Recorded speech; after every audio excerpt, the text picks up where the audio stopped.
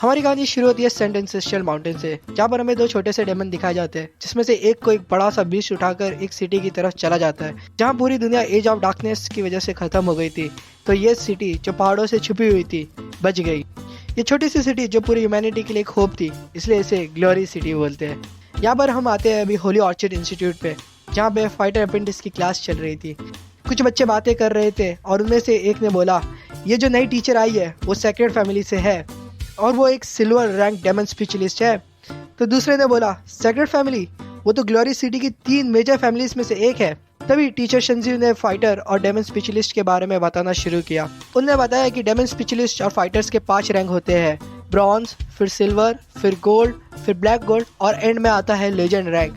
और हर रैंक के अपने 5 स्टार लेवल होते हैं। जो फाइटर्स होते हैं वो अपनी ताकत यूज करते हैं फाइट में, और जो डेमन स्पेशलिस्ट होते हैं वो डेमन्स को अपने सोल रेल में जोड़ लेते हैं और फाइट में वो दोनों एक हो जाते हैं और वो एक फाइटर से बहुत ही ज्यादा पावरफुल हो जाते हैं। टीचर संजीव ने बताया कि वो भी एक डेमन स्पेशलिस्ट है और उनकी जो डेमन स्पिरिट है वो है स्कारलेट फ्लेमिंग फॉक्स। ये बोलते ही टीचर संजीव एक फॉक्स लाइक ह्यूमन में ट्रांसफॉर्म हो गई। उन्होंने बताया कि जब मैं इसमें मर्ज हो जाती हूँ तो मुझे इसकी ताकत और फायर एबिलिटी मिल जाती है। ये एक गोल्ड रैंक बीस्ट है, तो मैं जो हाईएस्ट रैंक तक पहुँच सकती हूँ वो है गोल्ड रैंक।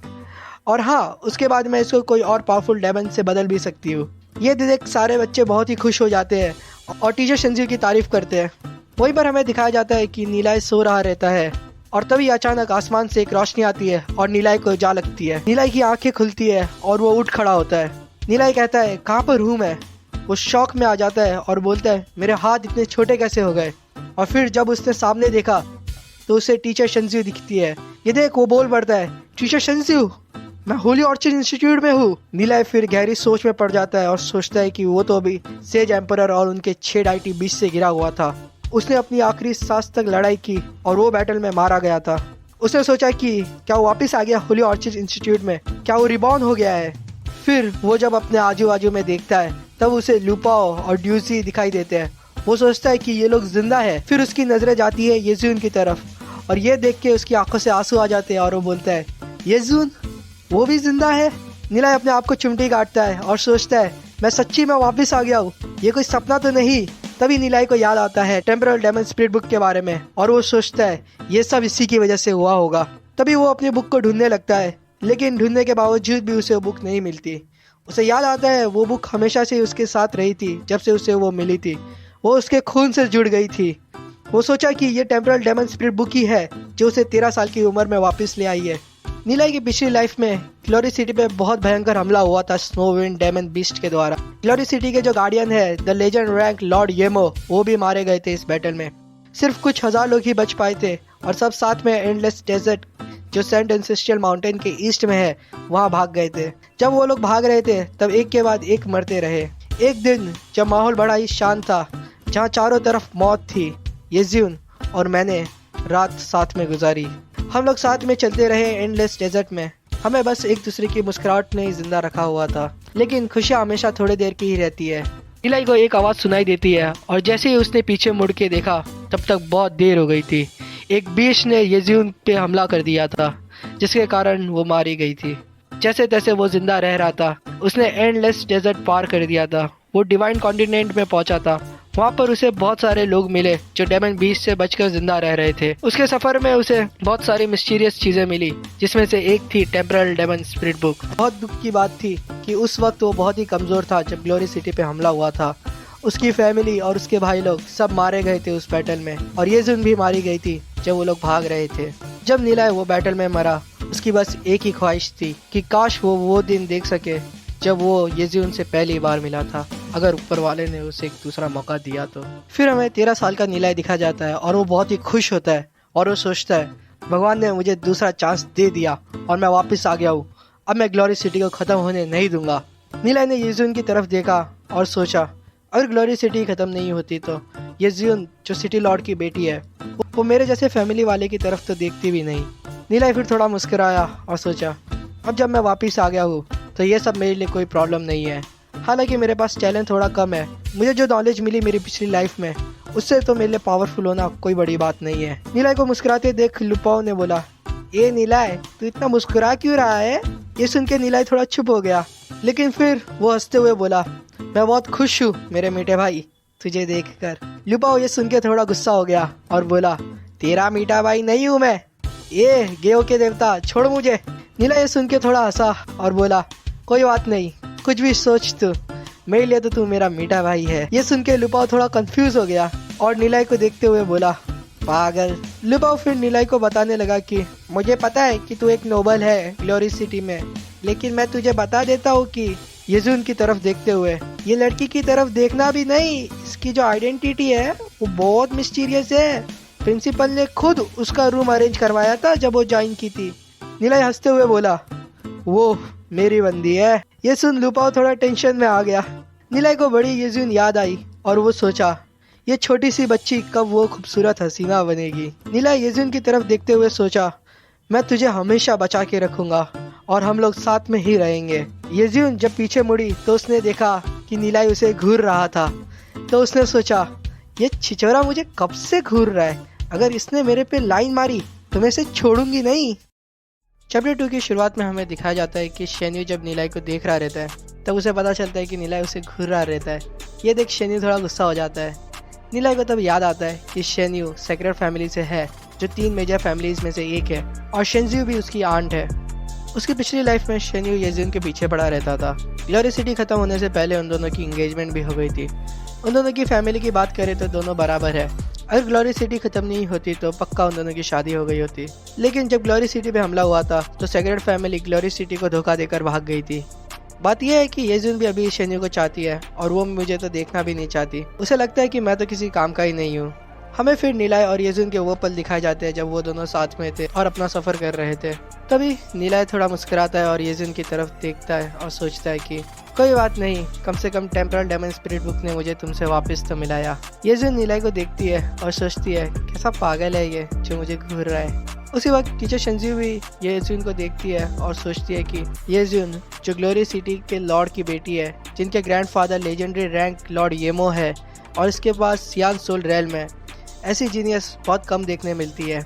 अगर शेन्यू येजुन के साथ शादी कर पाता है तो हमारी पावर ग्लोरी सिटी में और भी बढ़ जाएगी। इसीलिए हमने शेन्यू को येजुन की क्लास में लाया था। टीचर शेन्यू ह्यूमन फॉर्म में ट्रांसफॉर्म हो जाती है और स्टूडेंट्स को बताने लगती है कि आने वाले 2 सालों के लिए आप सभी मेरे स्टूडेंट हो। हालांकि स्कूल बोलता है आप सब बराबर हो, लेकिन मैं आपको एक कड़वा सच बताना चाहती हूँ, ये दुनिया में इक्वालिटी जैसी कोई चीज़ नहीं होती। जब तुम बड़े हो जाओगे तब तुम्हें ये बातें समझ आएगी।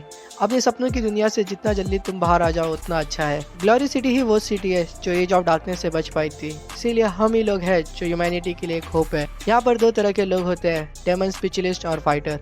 हजारों फाइटर में से सिर्फ एक ही है जो डेमन स्पिरिचुअलिस्ट बन पाता है।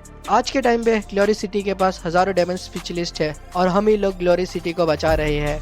जैसे मैंने आपको बताया था कि फाइटर और डेमन स्पिरिचुअलिस्ट के 5 रैंक होते हैं, bronze, silver, gold, black gold और लेजेंडरी रैंक। जितना बड़ा उनका रैंक होता है उतने ही वो पावरफुल होते हैं। अगर एक फैमिली में गोल्ड रैंक हो तो वो फैमिली एरिस्टोक्रेट बन जाती है। अगर कोई ब्लैक गोल्ड रैंक होता है तो वो फैमिली नोबल बन जाती है। और अगर आपको 3 मेजर फैमिलीज में से एक बनना है तो आपकी फैमिली में 3 ब्लैक गोल्ड या फिर 1 लेजेंड रैंक होना चाहिए। आप लोगों में से कुछ होंगे कॉमनर और कुछ होंगे नोबल फैमिली से। हालांकि आप लोग साथ में शुरुआत कर रहे हो, इसका मतलब ये नहीं कि आप लोग बराबर हो।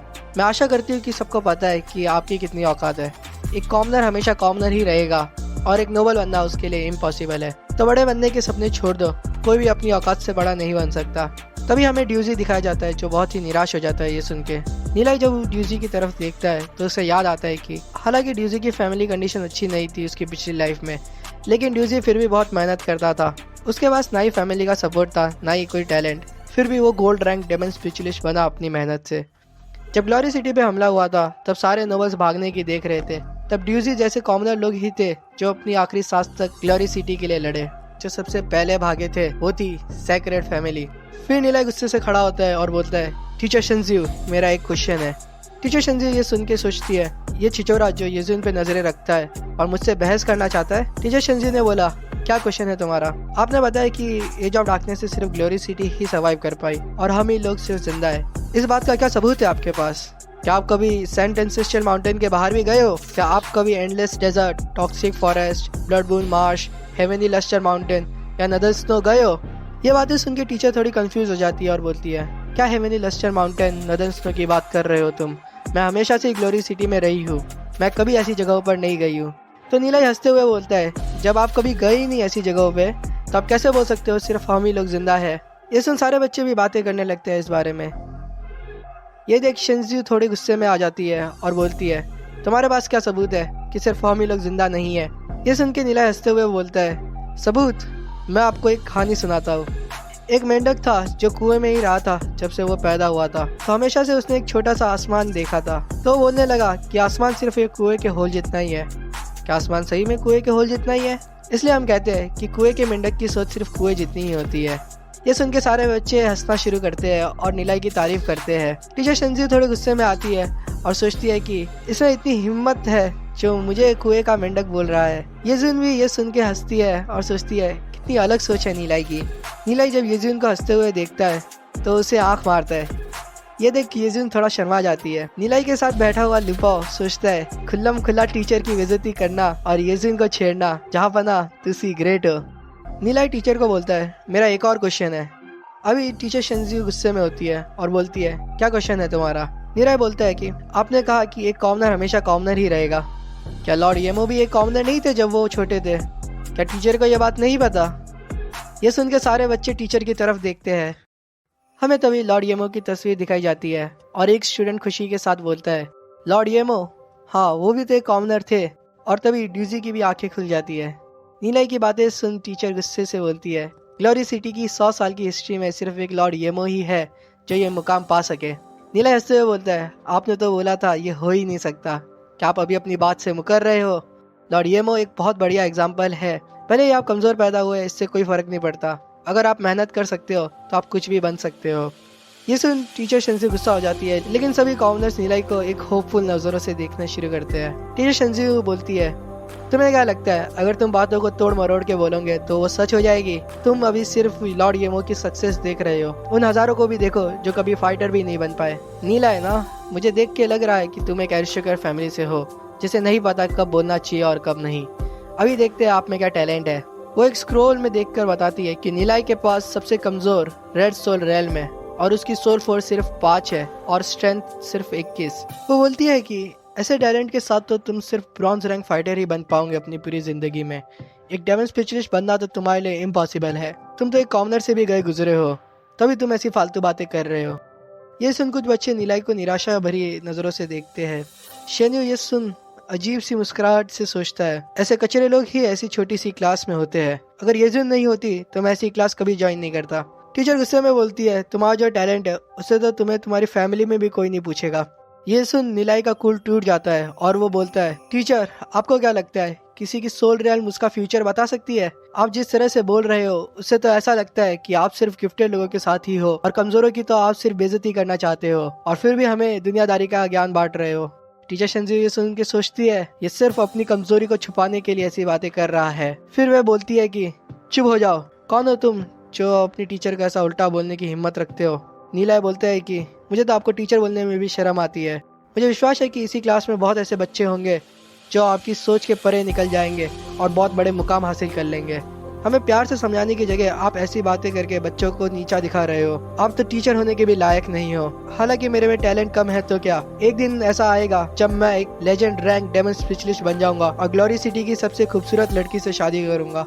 ये सुन येजुन नीलाई की तरफ देखती है और शर्म के मारे उसका चेहरा लाल हो जाता है, लेकिन शिनज़ू को ये बात अच्छी नहीं लगती। नीलाई की बातें सुन टीचर हंसने लगती है और बोलती है कि इससे बढ़िया मजाक मैंने आज तक नहीं सुना। एक रेड सोल रेल्म वाला लेजेंडरी रैंक बनने के सपने देख रहा है। जब लॉर्ड येमो छोटे थे तभी भी उनमें बहुत टैलेंट था और उनके पास सियान सोल रेल्म थी। तुम्हें क्या लगता है कि किस्मत से ही तुम आगे बढ़ सकते हो? बकवास, अपना मुंह चलाने से अच्छा है तुम अपनी पढ़ाई पे ध्यान दो। नीलाई बोलता है, मुझे पता है आपको ये बातें समझ नहीं आएगी, लेकिन एक दिन मैं आपका मुंह बंद करके रहूंगा। एक इंसान क्या है आज, वो देखकर आप ये नहीं बता सकते कि वो कल क्या बन सकता है। हम प्रैक्टिशनर लोग पहले ही इम्पॉसिबल को चैलेंज कर रहे हैं उस ऊपर वाले के नियमों को तोड़कर। ये सुन के सारे कॉमनर्स बच्चों में एक आशा की किरण लौट आती है। नीलाई कहता है कि अगर किसी में लड़ने की चाह और इम्पॉसिबल को पॉसिबल करने की इच्छा नहीं है तो एक्स्ट्रा ऑर्डिनरी टैलेंट होने के बावजूद भी वो किसी काम का नहीं है। टीचर शिनज़ू क्या बोलते हो, हम एक शर्त लगाए? टीचर बोलती है, कैसी शर्त? नीलाई कहता है, अभी आने वाले टेस्ट में जो 2 महीने बाद है मैं एक ब्रॉन्ज रैंक डेमन स्पेशलिस्ट बन के दिखाऊंगा। अगर मैं नहीं बन पाया तो मैं स्कूल छोड़ दूंगा, लेकिन अगर मैं बन गया तो आपको स्कूल छोड़ना होगा। ये सुन लुपाओ, ट्यूजी शेन्यू, येजुन सभी हैरान हो जाते हैं। तभी टीचर हंसते हुए बोलती है, इतनी बड़ी बात है, क्या मजाक है। तुम्हें लगता है कि तुम अपनी सोल फोर्स को 5 से 100 तक ले जा सकते हो 2 महीने में। ये सुन निलाई सीरियस हो जाता है और बोलता है, मैं तो सिर्फ आपसे एक सवाल पूछा हूँ, क्या टीचर को डर लग रहा है। ये सुन टीचर कहती है, ऐसी बात है तो मुझे मंजूर है, मुझे विश्वास है तुम जैसा घमंडी बच्चा ऐसा कुछ नहीं पा सकता। तुम्हें क्या लगता है तुम कौन हो जो इतनी बड़ी बातें कर रहा है। इतनी रूडली तुम अपनी टीचर से बात कर रहे हो। जाओ, आने वाले 2 महीने के लिए तुम क्लास के पीछे खड़े रहोगे। नीलाई पीछे जाते वक्त कहता है, आपने शर्त मंजूर कर ली है, पछताना मत। टीचर ये सुन कहती है, क्या मजाक है, तुम रोते हुए मेरी तरफ मत आना। ये सुन कुछ नोबल बच्चे नीलाई को चिढ़ाते हुए कहते हैं, future legend rank demon specialist को पनिश कर दिया। क्या तुझे डर नहीं लगता स्कूल से निकाल देंगे तो? तुम कुछ ज्यादा ही नहीं बोल गए अभी। वहीं दूसरी ओर ड्यूजी नीलाई को देखता है और सोचता है, नीलाई भी एक नोबल है और फिर भी वो हम जैसे कॉमनर्स के लिए खड़ा हुआ और उसे पनिश कर दिया। ये देख मैं कैसे बैठ सकता हूँ। और फिर वो नीलाई के साथ जाके खड़ा हो जाता है। ये देख नीलाई खुश हो जाता है, लेकिन टीचर गुस्से में बोलती है, तुम्हें भी खड़े रहने का शौक है तो तुम भी खड़े रहो उसके साथ। तभी लुपाओ खड़ा होता है और नीलाई के साथ जाके खड़ा हो जाता है। ये देख नीलाई लुपाओ को पूछता है, तू क्या कर रहा है। तो लुपाओ बोलता है कि बैठे बैठे बहुत बोर हो रहा था, सोचा खड़ा रहूंगा तो कूल लगूंगा। ये सुन नीलाई हंसने लग जाता है और बहुत ही खुश हो जाता है। कुछ और कॉमनर बच्चे भी ये देख नीलाई की तारीफ करते हुए कहते हैं, यही है जो हम जैसे कॉमनर्स के लिए खड़ा हुआ है और इतनी बड़ी बेट भी लगा दी। नीलाई एक भरोसेमंद इंसान लगता है। हाँ, मैं भी नीलाई का साथ दूंगा एंड तक। तभी 3 और कॉमनर भी नीलाई के साथ खड़े हो जाते हैं। ये देख नीलाई सोचता है, इतने भाइयों के साथ खड़ा रहना इतना भी बुरा नहीं है। टीचर शिनज़ू अपनी क्लास कंटिन्यू करती है। वो बताती है कि सोल फोर्स टेस्ट के रिजल्ट आ गए हैं। येजुन के पास सियान सोल रेल्म है और उसकी सोल फोर्स 86 है। शेन्यू और जाओ निंजर दोनों के पास ग्रीन सोल रेल्म है और उनकी सोल फोर्स है 78। ये लोग बहुत ही जल्दी 1 स्टार ब्रॉन्ज रेल्म तक पहुंच जाएंगे। मुझे बहुत खुशी है ये देख के। सभी बच्चे येसुन, येजुन, शेन्यू और निंजर की तारीफ करना शुरू करते हैं। वो कहते हैं कि ऐसे टैलेंट के साथ तो ये लेजेंड रैंक तक भी पहुंच जाएंगे। तभी नीलाई जाओ निंजर की तरफ देखता है और उसे याद आता है कि वो जाओ फैमिली की सबसे बड़ी बेटी है। जाओ फैमिली 7 नोबल फैमिलीज में से एक है। उसकी सोल फोर्स येजुन से बस थोड़ी ही कम है। ग्लोरी सिटी खत्म होने से पहले वो सिल्वर रैंक डेमन स्पेशलिस्ट बन गई थी। सभी लोग येजुन और निंजर को ट्विन स्टार करके बोला करते थे। बात ये थी कि तीनों मेजर फैमिलीज का इन पे बहुत प्रेशर था, इसलिए जाओ फैमिली ने निंजर की शादी सेक्रेट फैमिली के शेन्यू के बड़े भाई से करवा दी थी। लेकिन निंजर को यह पसंद नहीं था, इसलिए उसने अपनी फैमिली छोड़ दी और वो सेंट एंसेस्टर माउंटेन के ब्लैक डेविल फॉरेस्ट की तरफ चली गई और वापस कभी नहीं आई। नीलाई थोड़ा सा उदास हो जाता है और सोचता है, अगर मुझे मौका मिला तो मैं ज़रूर मदद करूंगा उसकी ये लाइफ में। तभी टीचर शिनज़ू बताती है कि आने वाले डेमन स्पेशलिस्ट टेस्ट में जो 2 महीने बाद है, मैं आशा करती हूँ मुझे कुछ और 1 star bronze rank demon specialist देखने मिले। ये मेरे और होली ऑर्चिड इंस्टीट्यूट दोनों के लिए बहुत गर्व की बात होगी। ट्यूजी बताता है कि जब एक फाइटर या डेमन स्पेशलिस्ट की सोल फोर्स 100 तक पहुंच जाती है, तब हम उसे 1 स्टार ब्रॉन्ज रैंक बोल सकते हैं। इसकी बेसिक रिक्वायरमेंट तक पहुंचना ही बहुत मुश्किल होता है। बहुत सारे लोग अपनी पूरी जिंदगी में भी नहीं पहुंच पाते। अगर आपको ब्रॉन्ज रैंक फाइटर बनना है तो 100 किलो का पत्थर उठाना, एक पंच से पूरा झाड़ तोड़ देना, इतनी पावर होनी चाहिए आप में। अगर हम डेमन स्पेशलिस्ट की बात करें तो वो तो और भी मुश्किल है। उसके लिए हम सोल फोर्स देखते हैं। हर किसी की सोल फोर्स 7 तरह की होती है। सबसे कमजोर होती है रेड सोल फोर्स, उसके बाद आती है ऑरेंज, फिर येलो, ग्रीन, सियान, अजूर और एंड में आती है इंडिगो। नॉर्मल लोगों के पास रेड सोल फोर्स होती है। एक डेमन स्पेशलिस्ट बनना भी उनके लिए इम्पॉसिबल होता है। जिनके पास येलो या ऑरेंज सोल फोर्स होती है उन्हें ही सोल फोर्स की ट्रेनिंग करनी चाहिए, और जिनके पास ग्रीन या सियान सोल फोर्स होती है उन्हें हम लोग एक्स्ट्रा ऑर्डिनरी टैलेंट बोल सकते हैं। तभी कुछ बच्चे बातें करने लगते हैं कि अगर कोई 1 स्टार ब्रॉन्ज रैंक तक पहुंच जाए तभी वो ऑफिशियल फाइटर या डेमन स्पेशलिस्ट की क्लास में जा सकता है। वो लोग शेन्यू की तरफ देखते हैं और कहते हैं, ये तो सेक्रेट फैमिली का मेंबर है, इसे तो हर तरह के एलिक्सर मिले जब से ये छोटा था, तभी ये हम सबसे बहुत आगे निकल गया है। उसके लिए तो बहुत ईजी है अपनी सोल फोर्स को 100 तक ले जाना, वो तो बस टेस्ट का इंतजार कर रहा होगा। शेन्यू सोचता है कि येजुन के लायक तो सिर्फ मैं ही हूँ, नीलाई तो मेरे सामने कुछ भी नहीं है।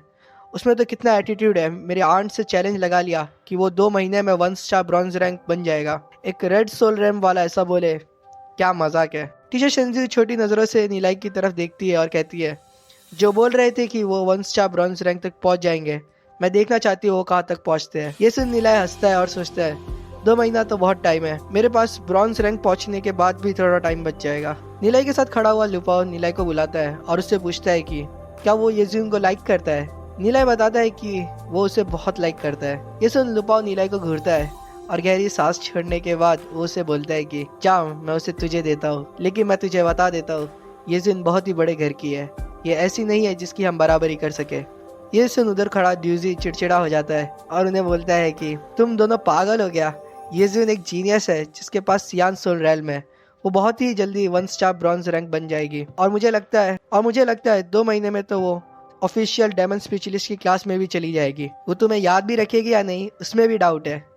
फिर वो बोलता है कि तुम नोबल्स में मुझे सबसे बुरा यही लगता है कि जब देखो तुम लोग लड़कियों के पीछे पड़े रहते हो, कोई मेहनत, कोई ट्रेनिंग, कुछ नहीं करना। ये सुन लुपाओ ड्यूजी को समझाता है कि क्या मतलब तेरा, हम लोग सिर्फ लड़कियों के पीछे पड़े रहते हैं। मैं हर दिन मेहनत करता हूँ और सिर्फ आधे दिन ही लड़कियों के बारे में सोचता हूँ। ये सुन ड्यूजी शौक में आ जाता है और कहता है हे भगवान, ये कैसे लोगों के साथ आ गया मैं। फिर लुपाओ और ड्यूजी का झगड़ा शुरू हो जाता है। ड्यूजी नीलाई को समझाता है ये लड़कियों का चक्कर छोड़ दो, हम ट्रेनिंग पे ध्यान देते हैं।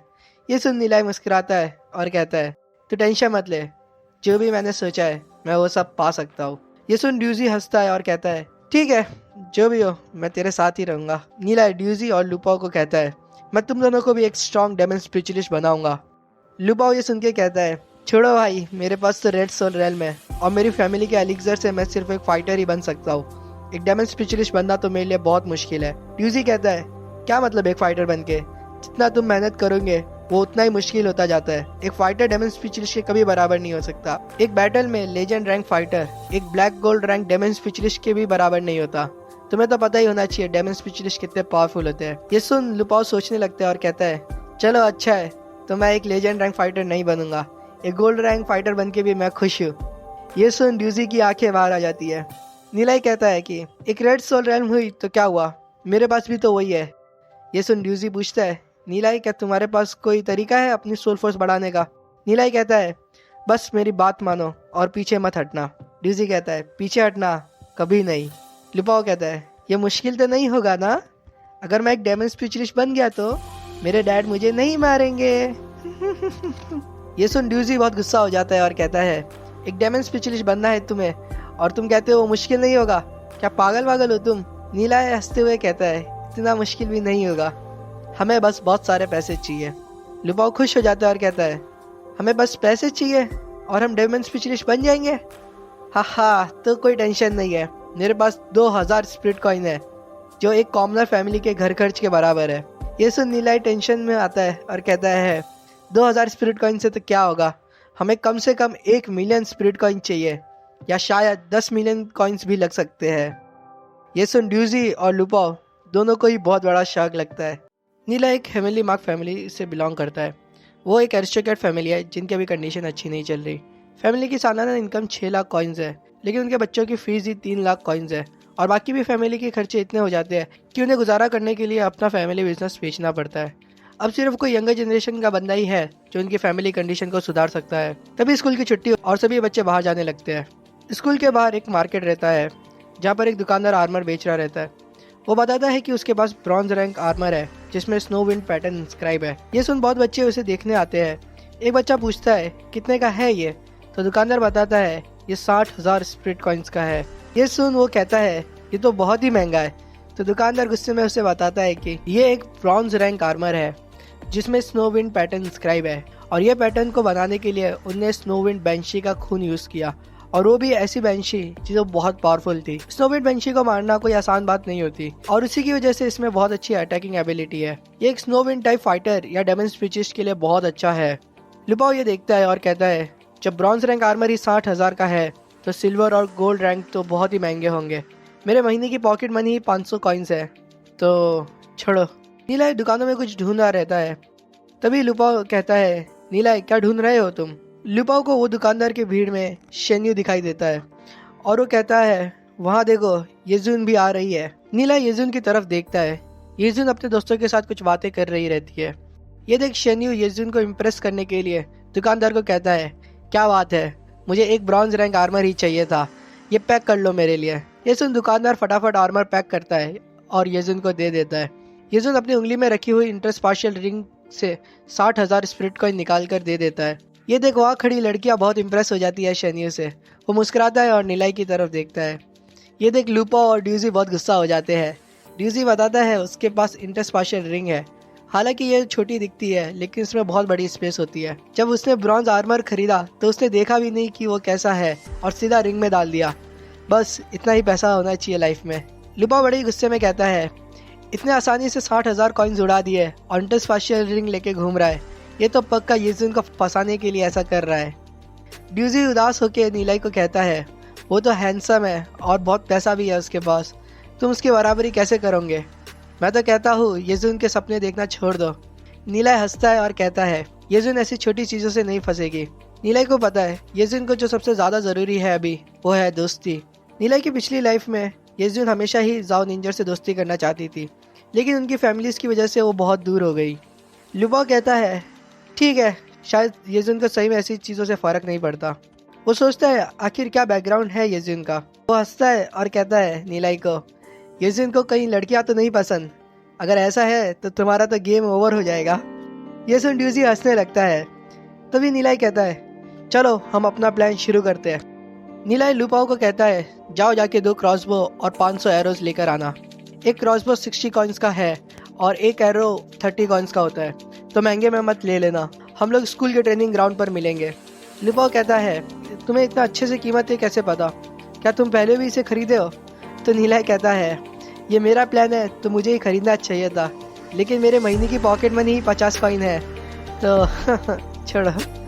फिर नीलाई ड्यूजी को कहता है, हम लोग ब्लैकपुल ग्रास खरीदने चलते हैं। एक दुकान में जाके नीलाई ब्लैकपुल ग्रास और उसके साथ कुछ लोअर फ्यूजिंग एजेंट भी खरीद लेता है। फिर वो दोनों छोटी पहाड़ियों की तरफ जाते हैं। वहाँ पर नीलाई को जोजिया ग्रास मिलती है।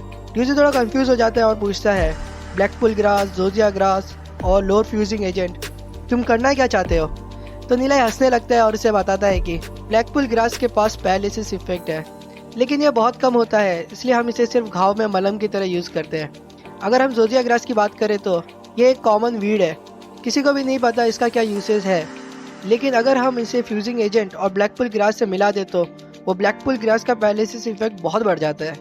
ये सुन ड्यूजी पूछता है, कितना पावरफुल हो जाता है ये? नीलाई बताता है, आम डेमन बिस्ट पे तो इसका खास असर नहीं होता, लेकिन क्या तुम्हें पता है हॉर्न शिप कभी भी जोजिया ग्रास नहीं खाती। फिर वो कहता है, चलो अब हम चलते हैं। ड्यूजी नीलाई की इतनी नॉलेज देखकर खुश हो जाता है और कहता है, तुम एक एल्केमिस्ट तो नहीं हो ना? नीलाई की पिछली लाइफ में उसके पास ज़्यादा नॉलेज नहीं थी, लेकिन ग्लोरी सिटी के एल्केमिस्ट के पास तो उतनी भी नॉलेज नहीं है। ये सो कॉल एल्केमिस्ट से नीलाई की नॉलेज तो बहुत सुपीरियर है। जब नीलाई पूरा कॉन्टिनेंट घूम रहा था तब वो टॉक्सिक फॉरेस्ट में पहुंचा। वहाँ के लोग बहुत सारे जहरीले डेमन बीस्ट से लड़ते थे, सिर्फ उन्हें ही हम असली एल्केमिस्ट बोल सकते हैं। फिर नीलाई सोचता है, अगर हम आज की ग्लोरी सिटी के एल्केमिस्ट की बात करें तो बोलता है हंसते हुए कि हाँ, मैं एक एल्केमिस्ट हूँ। ये सुन ड्यूजी शौक में आ जाता है। फिर नीलाई कुछ पोर्शंस बनाता है और ट्रेनिंग ग्राउंड की तरफ चल पड़ता है। ट्रेनिंग ग्राउंड का दरवाज़ा बहुत ही बड़ा रहता है। ये देख ड्यूजी कहता है, ये training ground legendary rank lord Yemo और अपने स्कूल के ब्लैक गोल्ड रैंक प्रिंसिपल ने बनाया है। तभी पीछे से किसी का पैर दिखाते हैं। ड्यूजी कहता है, लुपाओ तुम्हें हमसे भी ज्यादा देर कैसे हो गई? हमें दिखाते हैं लुपाओ एक नया चमकीला आर्मर खरीद के लेके आता है। ये देख नीलाई बड़ा ही गुस्सा हो जाता है और इसे कहता है, मैंने सिर्फ एक क्रॉसबो और एरो लेने के लिए बोला था। लुपाओ ये सुन निराश हो जाता है और कहता है, इतने मुश्किल से तो मैंने आर्मर लिया था और तुम्हें उसकी परवाह भी नहीं है। नीलाई फिर बताता है, ये स्पेशली उन लोगों के लिए बनाया गया था जो सिल्वर रैंक से कम है। हर साल सिटी के एक्सपर्ट कुछ लो लेवल डेमन बीस्ट को पकड़ के लाते हैं ट्रेनिंग ग्राउंड पे, और स्टूडेंट्स लोग उनका हंट कर सकते हैं उनके फर, डेमन क्रिस्टल और बाकी मटेरियल्स के लिए। हमारी जितनी ताकत है उससे तो हम सिर्फ हॉर्न शिप को ही पकड़ सकते हैं। हालांकि वो इंसानों को नहीं खाते, लेकिन उनसे संभल के रहना चाहिए। फिर हमें एक हॉर्न शिप दिखाया जाता है और जैसे ही उसकी नज़रें लुपाओ पे पड़ती है तो लुपाओ अंदर से कांप उठता है। हॉर्न शिप एक घास खाने वाला डेमन बीस्ट है। हालांकि वो इंसानों पर हमला नहीं करता, लेकिन इनमें बहुत गुस्सा होता है। इन्हें अपने एरिया से बहुत प्यार होता है। अगर ये कोई भी बिन बुलाए इंसान को देख लेते हैं तो ये उस पर तुरंत ही हमला करना शुरू कर देते हैं। लुपाओ हॉर्न शिप के सामने जाके खड़ा हो जाता है। ये देख उसकी थोड़ी फटने शुरू होती है, फिर और फटती है, और तभी हमें दिखाते हैं कि हॉर्न शिप गुस्से से लुपाओ के पीछे पड़ जाती है। लुपाओ रोते हुए कहता है, हरामियों तुमने मुझे बलि का बकरा बना दिया, जल्दी से मारो इसे अभी। ये देख नीलाई गुस्से से बोलता है, ये इंसान, मैंने इसे चुपचाप खड़े रहने बोला था। अगर ये सिर्फ खड़ा रहता तो हॉर्न शिप सीधा हमारे ट्रैप में फंस जाता। जब वो तेजी से भागते हुए आता तो वो हमारे ट्रैप में फंस जाता और उसका पैर फ्रैक्चर हो जाता, फिर हम उसे आसानी से मार देते। तभी ड्यूजी हॉर्न शिप पे हमला करता है, लेकिन हॉर्न शिप ये देख लेता है और वो उससे बच जाता है। ड्यूजी और एरो शूट करता है, लेकिन एक भी नहीं लग पाता उसे। ये देख लुपाओ गुस्से में बोलता है, मुझे लगता है मैंने दोस्त चुनने में बहुत बड़ी गलती कर दी। जैसे ही वो पीछे देखता है तभी हॉर्नशिप उस पर हमला करने ही वाला रहता है। वो हॉर्नशिप को गुस्से से आते हुए देख कहता है, ये बकरी तो पागल हो गई है। वही ड्यूजी का क्रॉसबो लोड नहीं हो रहा रहता है। वो नीलाई की तरफ देखता है और कहता है, अब क्या करे। तो देखता है नीलाई शांति से एम लगाए बैठा होता है। हॉर्नशिप लुपाओ को मारने ही वाला रहता है कि नीलाई तभी एक शॉट फायर करता है और वो जाके सीधा हॉर्नशिप को लग जाता है। सिर्फ एक ही शॉट में हॉर्नशिप गिर पड़ता है। लुपाओ ये देख गहरी सांस लेता है और ड्यूजी नीलाई उसके पास आते हैं। हॉर्नशिप अपनी आखिरी सांस ले लेता है। ये देख लुपाओ सोच में पड़ जाता है कि ये मर गया इतना जल्दी। ड्यूजी कहता है, मुझे लगा नहीं था ये पोर्शन इतना पावरफुल होगा। लुपाओ शौक में बोलता है, कौन सा पोर्शन? ये हॉर्नशिप जो है वो आसानी से 2 ब्रॉन्ज रैंक फाइटर को हरा सकता है। नीलाई तभी हंसते हुए कहता है, ये एक एनेस्थेटिक है जिसे मैंने स्पेशली हॉर्नशिप के लिए बनाया है। तभी लुपाओ नीलाई को चिल्लाते हुए कहता है कि तूने मुझे बलि का बकरा बनाया, वो हॉर्नशिप मेरा पिछवाड़ा बस तोड़ने ही वाला था। नीलाई ये सुन कहता है, अगर तू हिला नहीं होता तो वो कब का हमारे ट्रैप में फंस गया होता। तभी ड्यूजी खुशी से कहता है, नीलाई तुम्हारे आर्चरी स्किल तो कितनी अमेजिंग है। तुमने एक फुल स्पीड भागते हुए हॉर्नशिप को भी मार दिया। एक प्रोफेशनल आर्चर जो 10 साल से ट्रेन करे वो भी इतना अच्छा शूट नहीं कर सकता। तब नीलाई मन ही मन सोचता है, अरे हाँ मैंने कुछ ज्यादा ही दिखा दिया, मैं तो सिर्फ 13 साल का हूँ अभी। फिर वो हंसता है और कहता है, अच्छा ऐसा है। फिर वो बताता है एक हॉर्नशिप से हमें क्या क्या मिल सकता है। वो बोलता है कि हमें इससे उसके हॉर्न्स, उसकी गर्दन का फर, डायमंड क्रिस्टल्स और डायमंड स्प्लिट मिलती है। ड्यूजी बताता है कि हमें एक हॉर्न से 5 कॉइन मिल सकते हैं, उसकी गर्दन के फर से 3 कॉइन मिल सकते हैं और जो स्पिरिट क्रिस्टल है उससे हमें 5 कॉइन्स मिल सकते हैं। और हमें तो ज़्यादा टाइम भी नहीं लगा इसे मारने में। अगर हम ऐसा ही करते रहे तो हम लोग हज़ारों स्पिरिट कॉइन्स कमा सकते हैं और फिर मैं ट्यूशन का पैसा दे सकता हूँ मेरे, और जो मेरी फैमिली ने लोन लिया था उसे भी मैं खुद भर सकता हूँ। नीला हंसते हुए कहता है, आज पूरी रात हम हंट करेंगे और कोई भी सोएगा नहीं। ये सुन लुपाओ थोड़ा हैरान हो जाता है। ड्यूजी जोश में कहता है, हम लोग बचपन से कल्टीवेटिंग कर रहे हैं, भले ही हम ब्रॉन्ज रैंक से कमजोर है लेकिन हम कुछ रात बिना सोए निकाल सकते हैं। ये सुन लुपाओ और दुखी हो जाता है। फिर वो लोग पूरी रात हॉर्नशिप का हंट करते रहते हैं और ट्रेनिंग ग्राउंड के शॉप में जाके बेच देते हैं हॉर्नशिप से मिले मटेरियल को। तभी नीला एक और हॉर्नशिप को मार देता है और वो देखता है कि सुबह बस होने ही वाली रहती है। वो कहता है, अब हम स्कूल चलते हैं। ड्यूजी बताता है, हमने तकरीबन 120 हॉर्नशिप को मार दिया और उससे हमें 1400 स्पिरिट कॉइन्स मिले, तो हम सबको 400 कॉइन से ज़्यादा मिलेंगे। फिर आने वाले हफ्ते में वो लोग हर रात को हॉर्नशिप का हंट करते रहते हैं और सुबह क्लास जाके अटेंड करते हैं। कुछ बच्चे बात करते हैं कि ट्रेनिंग ग्राउंड में कहीं शेर तो नहीं आ गया, क्योंकि वहाँ हॉर्नशिप बहुत कम हो गए हैं। 8वें दिन ट्रेनिंग ग्राउंड में हमें एक हॉर्नशिप के चिल्लाने की आवाज़ दिखाई जाती है। नीलाई कहता है, ये कुछ ही दिनों में हमने 16,000 कॉइन्स जमा कर लिए हैं। इतने पैसों में तो हम बहुत कुछ कर सकते हैं। लुपाओ नीलाई को बोलता है, मुझे बहुत नींद आ रही है, पहले ही 7 दिन से हम लोग हंट कर रहे हैं, मैं अभी सोने जा रहा हूँ। ड्यूजी भी कहता है, मुझे भी बहुत नींद आ रही है, मैं भी सोने जाता हूँ। नीलाई कहता है, कोई सेफ जगह ढूंढ लो सोने के लिए, और कल से हमें ये करने की ज़रूरत नहीं है, मेरे पास कुछ और प्लान है। तो लुपाओ फटदे पेड़ के ऊपर जाके सो जाता है और ड्यूजी भी उसी के नीचे सो जाता है। फिर नीलाई सोचता है, मैं थोड़ा अच्छे से देख लेता हूँ ट्रेनिंग ग्राउंड में, क्या पता मुझे कोई इंटरेस्टिंग चीज़ मिल जाए। तभी उसे झाड़ियों में से कुछ आवाज़ आती है। वो सोचता है, कोई इंसान तो नहीं है इधर, कौन है जो इतनी रात को ट्रेनिंग ग्राउंड में आया है। वो झाड़ियों को हटाकर देखता है तो उसे सियान रंग की फ्लेम्स दिखती है। वो कहता है, ये तो सोल फोर्स है, इतना ज़्यादा ग्लो देख के लग रहा है ये जल्दी ही ब्रॉन्ज रैंक तक पहुँच जाएगा। फिर उसे दिखता है ये तो जाओ निंजा रहती है। चैप्टर की शुरुआत में ही हमें नीलाई की पिछली लाइफ में लेके जाते हैं, जहाँ पर लुपाओ नीलाई को कहता है कि क्या तुम्हें पता है जाओ निंजा स्कूल वापस आ गई है और उसे अपनी ब्रॉन्ज रैंक क्लास में डाल दिया है। नीलाई कंफ्यूजन में होता है और कहता है, जाओ निंजर, ये तो वही है ना जो हमारी क्लास में हुआ करती थी। उसने तो स्कूल छोड़ दिया था जब वो 1 स्टार ब्रॉन्ज रैंक तक पहुंच गई थी 3 साल पहले। वो 2 साल से बीमार थी और उसकी कल्टीवेशन भी बहुत गिर गई थी उस दौरान। मैंने तो सुना था कि वो अभी भी बीमार है, मुझे तो लगा नहीं था कि वो फिर से कल्टीवेशन स्टार्ट कर पाएगी। लुपाओ कहता है, शायद वो सही में बहुत स्ट्रांग है। नीला हंसते हुए कहता है उसे, हाँ शायद ये किस्मत ही है जो एक खूबसूरत हसीना अपनी क्लास में आई है। लुपाओ ये सुन कहता है उसे, तू पागल है क्या, उसकी शादी शेनफी जो सेक्रेट फैमिली से है उससे होने वाली है। जाओ निंजर विंड ड्रैगन फैमिली से है जो हमेशा से सेक्रेट फैमिली के पीछे घूमते रहे हैं। नीला गुस्से से कहता है, शेनफी वो प्लेबॉय, हाँ कितना बुरा हुआ। ये सुन लुपाओ कहता है उसे, तुम अपने बारे में सोचो, ड्यूजी तो सिल्वर रैंक क्लास में भी चला गया। नीला गुस्से से कहता है उसे, तू भी तो मेरे साथ ब्रॉन्ज क्लास में ही है। फिर हमें प्रेजेंट में ले आते हैं जहाँ नीला जाओ निंजर को देख सोच रहा होता है कि वो इतनी रात को भी अपनी सोल फोर्स की ट्रेनिंग कर रही है कितनी मेहनती है, शायद वो इसी वजह से बीमार पड़ गई थी मेरी पिछली लाइफ में। फिर नीलाई कहता है, हाँ क्योंकि मुझे पता है इस बारे में, तो मैं ऐसे ही नहीं छोड़ सकता इसे। अगर वो ऐसे ही कल्टीवेट करती रही तो उसकी हालत और भी बुरी हो जाएगी। तभी नीलाई झाड़ियों से बाहर आता है। ये देख निंजर अपना इंटरस्पाशियल रिंग से एक नाइफ निकाल लेती है और कहती है, कौन है? फिर वो देखती है ये तो नीलाई है और अपना हथियार नीचे कर देती है। नीलाई ये देख कहता है, मुझे तो बस बात करनी थी, क्या तुम अपना हथियार नीचे कर सकती हो? ये सुन निंजर कहती है, तुम तो नीलाई हो ना मेरी क्लास से, तुम यहाँ क्या कर रहे हो? तुम क्या कर रही हो यहाँ आधी रात में? निंजर बताती है कि वो अपनी सोल फोर्स कल्टीवेट कर रही थी, लेकिन वो कहती है, तुम क्या कर रहे हो? नीला हंसते हुए कहता है, मैं तो बस यहाँ टहल रहा था। निंजर ये सुन कहती है, झूठ मत बोलो, तुम्हें क्या लगता है मुझे नहीं पता कि तुम लोग हॉर्न शिप का हंट कर रहे हो? नीला हंसता है और कहता है, अच्छा तुम्हें पता है? फिर वो सोचता है, जब इसे पता था तो इसने ऐसा सवाल क्यों पूछा? क्या सारी लड़कियाँ इतनी बड़ी मुसीबत होती है? ये सोच उसे येजुन याद आती है और वो हंसना शुरू कर देता है। तभी निंजर मुड़ती है और कहती है, मैं कल्टीवेट करने जा रही हूँ।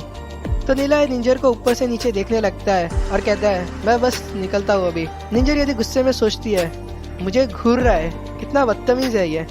नीला निंजर के लोअर पार्ट को देखता है और कुछ सोचता है। निंजर तभी गुस्से से कहती है, तुम गए नहीं अभी तक? नीला सोचता है और फिर कहता है, जब भी रात होती है तब तुम्हारे पैर जलने लग जाते होंगे, जैसे कि उनमें आग लग गई है ना? ये सुन निंजर को शौक लगता है और पूछती है, तुम्हें कैसे पता? नीला कहता है, मुझे तो ये भी पता है, हालांकि तुम्हारे पैर जल रहे हैं लेकिन तुम्हारी पूरी बॉडी में कोल्ड है। जब आधी रात होती है तब तुम्हें ऐसा फील होता है कि तुम एक बक्से में डाल दी गई हो जिसमें बहुत ही ठंडा पानी है।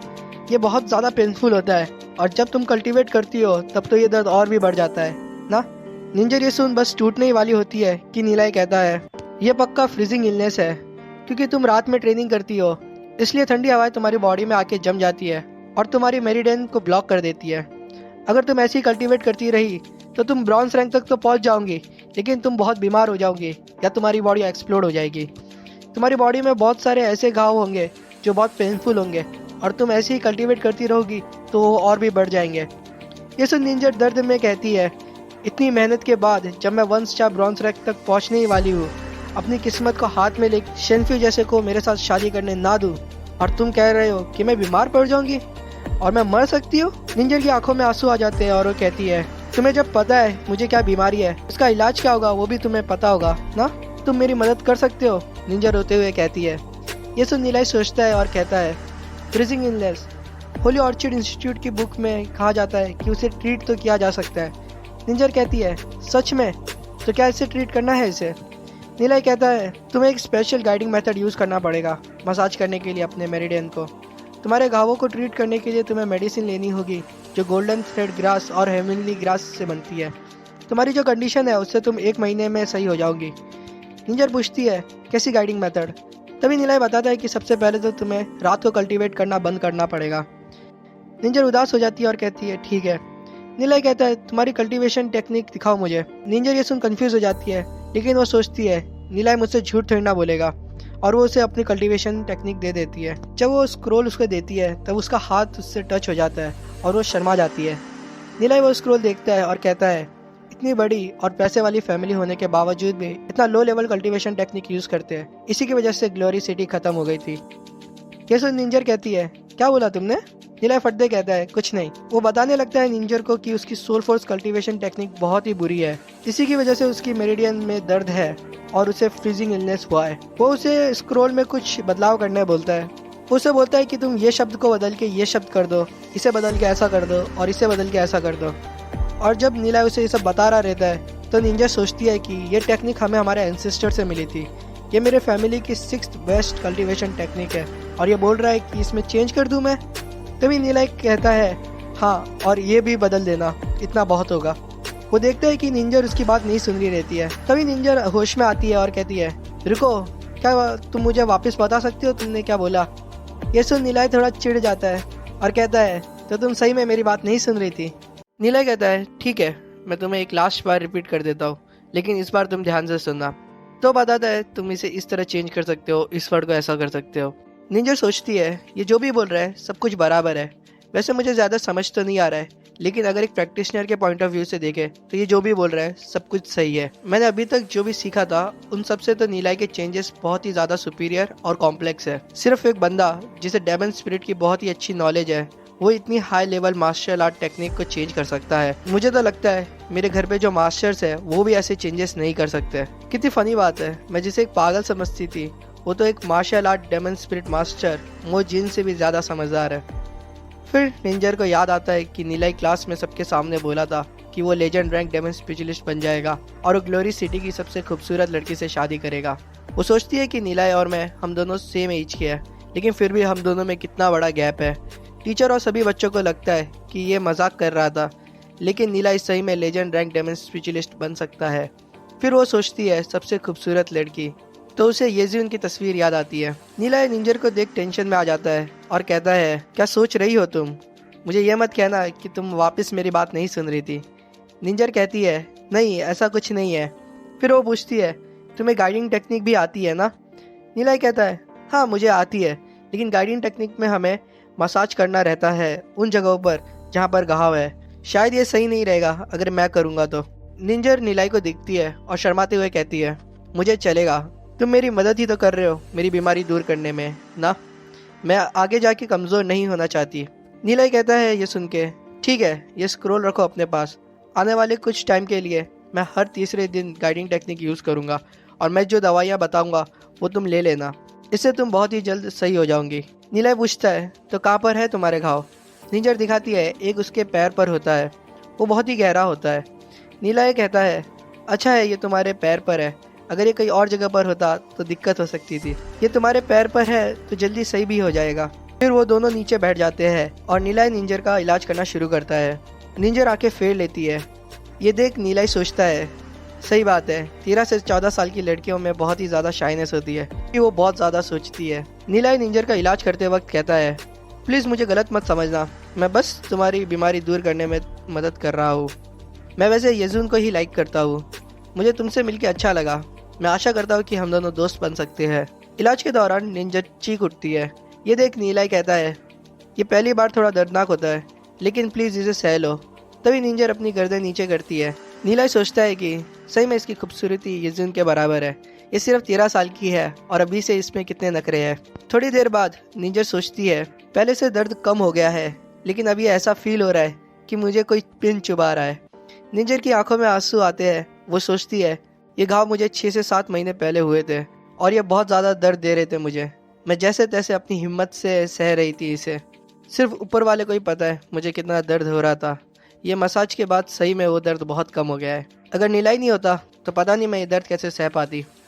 तभी इलाज ख़त्म हो जाता है और नीलाई कहता है, आने वाले कुछ टाइम के लिए तुम्हें थोड़ा सा दर्द होगा, इसलिए अच्छे से आराम करना, फिर तुम्हें कोई प्रॉब्लम नहीं होगी। निंजर नीलाई का शुक्रिया अदा करती है, लेकिन फिर उसकी नज़रें इधर उधर चली जाती है। उसका चेहरा लाल हो जाता है। नीलाई पूछता है उसे, क्या हुआ? तो निंजर बताती है उसे एक और जगह पे घाव है, क्या नीलाई उसकी मसाज कर सकता है उधर?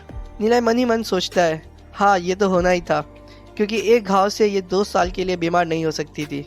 नीलाई कहता है, किधर है वो घाव? निंजर वो बताने की कोशिश करती है, लेकिन वो बता नहीं पाती। नीलाई कहता है, अगर तुम नहीं बता सकती तो।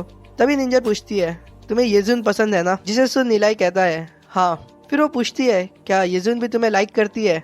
तो नीलाई इशारा करता है, नहीं, लेकिन फिर वो कॉन्फिडेंस से बोलता है, एक दिन वो मुझे लाइक करेगी। निंजर हंसती है और कहती है, तो ये वन साइडेड है। वो सोचती है उसे इतना कॉन्फिडेंस क्यों है, किसी को भी नहीं पता नीलाई में कितना टैलेंट है। एक दिन आएगा जब सबको ये पता चल जाएगा, तब येजुन जैसी नोबिलिटी भी उसकी हो जाएगी।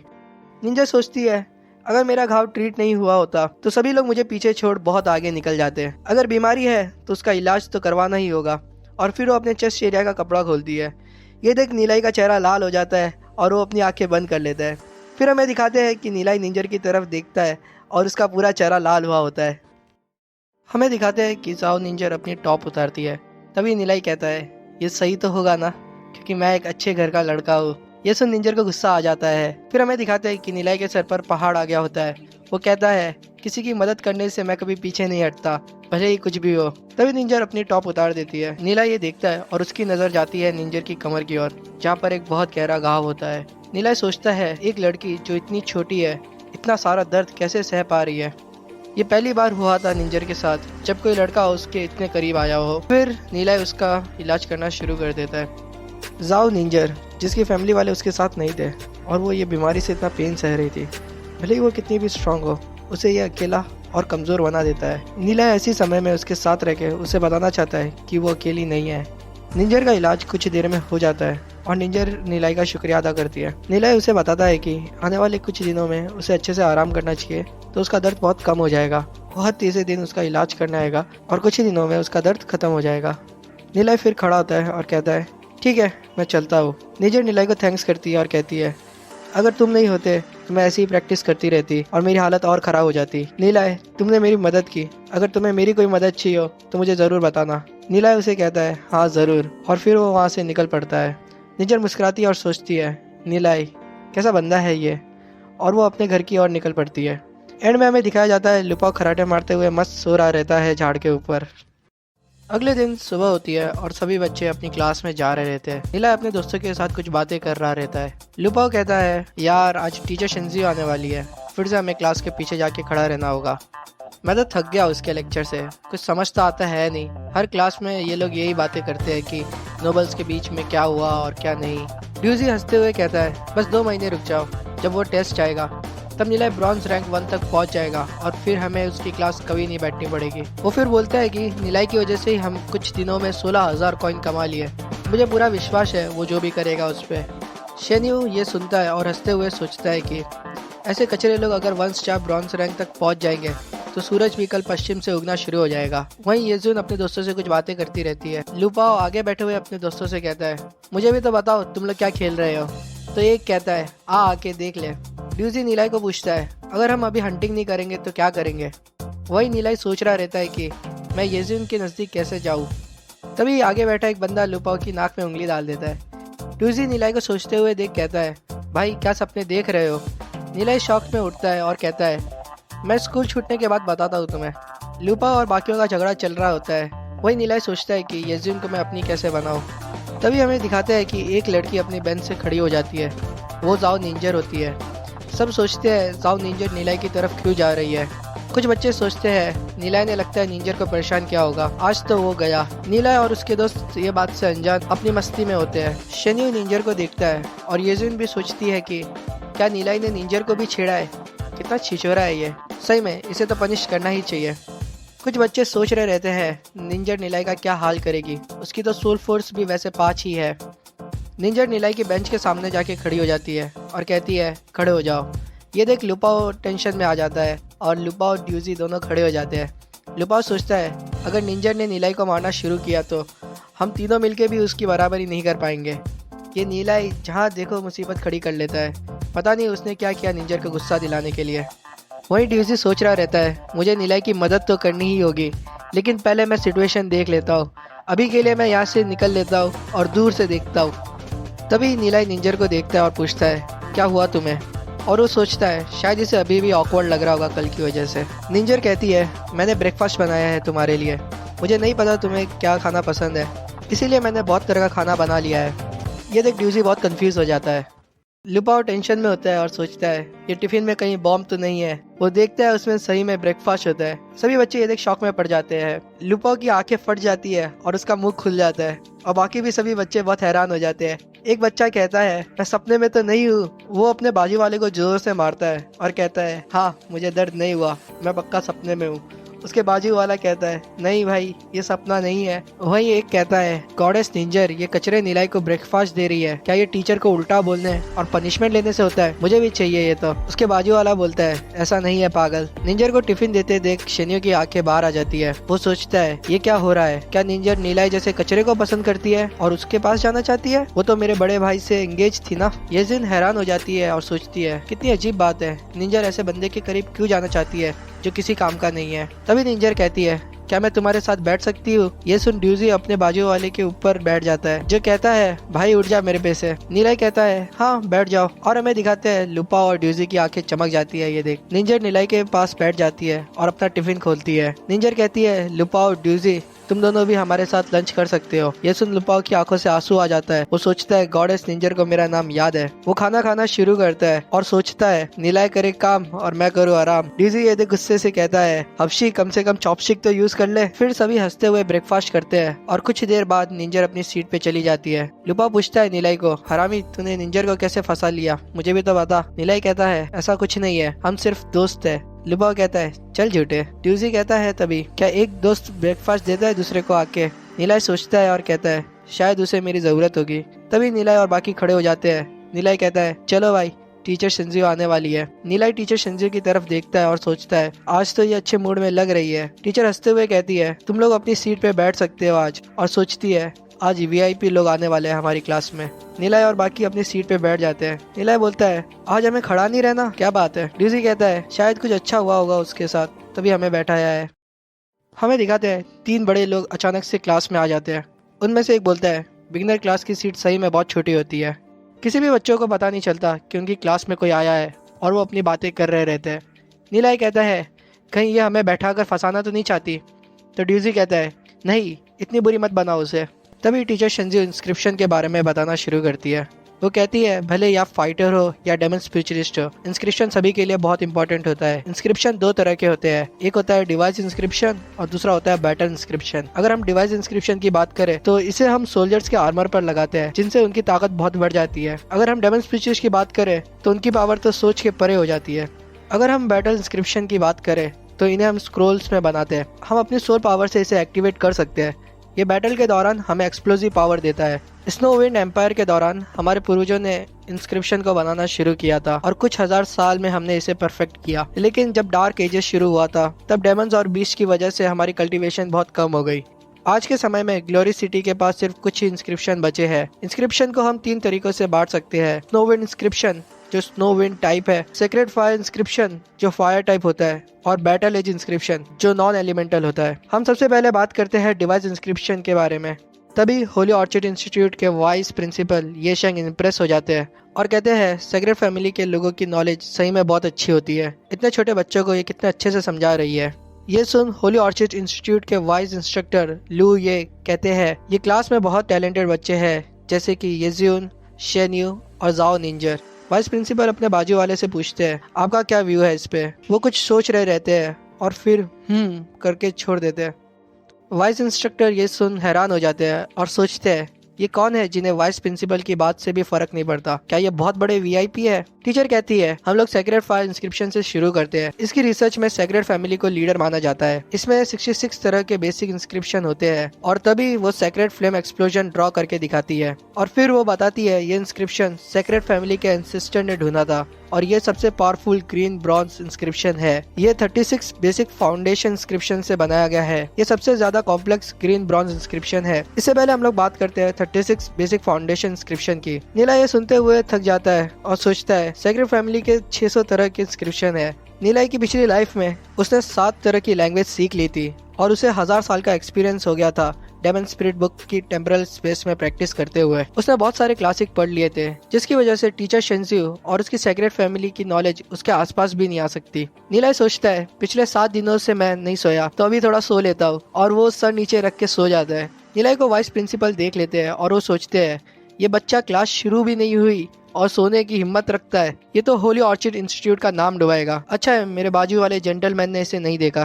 तभी वाइस इंस्ट्रक्टर कहते हैं हर क्लास में कुछ टैलेंटेड बच्चे होते हैं और कुछ आलसी होते हैं। मैं वापस आके जरूर इस बच्चे को सबक सिखाऊंगा। इसके पेरेंट्स ने इतना पैसा दिया और ये सो रहा है क्लास में। वाइस प्रिंसिपल भी हामी भरते हैं इसमें। टीचर शिंजियो नीलाई को सोते हुए देख लेती है और वो सोचती है नीलाई फिर से मेरी बेइज्जती कर रहा है। आज तो क्लास में वीआईपी आए हुए हैं फिर भी ये सोने की हिम्मत रखता है। तभी वो चिल्लाते हुए कहती है नीलाई। ये सुन लुपाओ नीलाई को टेंशन में देखता है और नीलाई जो मस्त सो रहा रहता है वो उसकी आवाज सुन के उठ जाता है। उसकी आंखें खुलती है और वो कहता है क्या चाहिए तुम्हें। ये सुन टीचर का पारा 7वें आसमान पर आ जाता है। कुछ बच्चे हंसते हुए कहते हैं आज तो पक्का नीलाई गया। टीचर नीलाई की बेंच के पास आके खड़ी हो जाती है और कहती है इतनी हिम्मत कि मेरी क्लास में सो रहे हो, क्या तुम्हें सब समझ आ गया है। नीलाई कहता है हाँ। ये सुन टीचर का और गुस्सा आ जाता है और वो कहती है ठीक है तो बताओ मुझे इस इंस्क्रिप्शन के बारे में। नीलाई उसे अच्छे से देखता है और कहता है ये एक low level fire class inscription है जिसे बेवजह ही ग्रीन ब्रॉन्ज रैंक का कहा जाता है। ये 38 फाउंडेशन इंस्क्रिप्शन से बना है। भले ही इसमें पावर बहुत कम है लेकिन ये दूध गर्म करने के काम आ सकता है। ये सुन क्लास के सभी बच्चे जोर से हंसना शुरू करते हैं। एक हंसते हुए कहता है कितना पागल है ये तो 36 फाउंडेशन इंस्क्रिप्शन से बना है ना कि 38। तभी दूसरा हंसते हुए कहता है स्कारलेट फ्लेम एक्सप्लोजन इंस्क्रिप्शन दूध उबालने के काम आता है। वहीं जहाँ सभी बच्चे हंस रहे रहते हैं, शनी गुस्से में सोचता है कि मेरी सेक्रेट फैमिली जिसने ग्रीन ब्रॉन्ज स्क्रिप्शन बनाया उसे दूध उबालने के काम का है, ऐसा बोल रहा है। निंजर वहीं सोचती है नीलाई जब इतना समझदार है तो उसने अभी तक ये सब छुपा के क्यों रखा था। वाइस इंस्ट्रक्टर हंसते हुए कहते हैं कितना फनी है ये। लेकिन तभी वाइस प्रिंसिपल कहते हैं ये हंसने की बात नहीं है, स्कारलेट फ्लेमिंग एक्सप्लोजन आया तो 36 फाउंडेशन इंस्क्रिप्शन से है, लेकिन जब तुम इंस्क्रिप्शन को ध्यान से देखोगे तो तुम्हें पता चलेगा ये 38 मेथड से बना है। ये सुन वाइस इंस्ट्रक्टर हैरान हो जाते हैं। टीचर कहती है क्लास को हंसाने के लिए मजाक करते हो। तभी वो तीसरे वीआईपी की नजर पड़ती है नीलाई पे।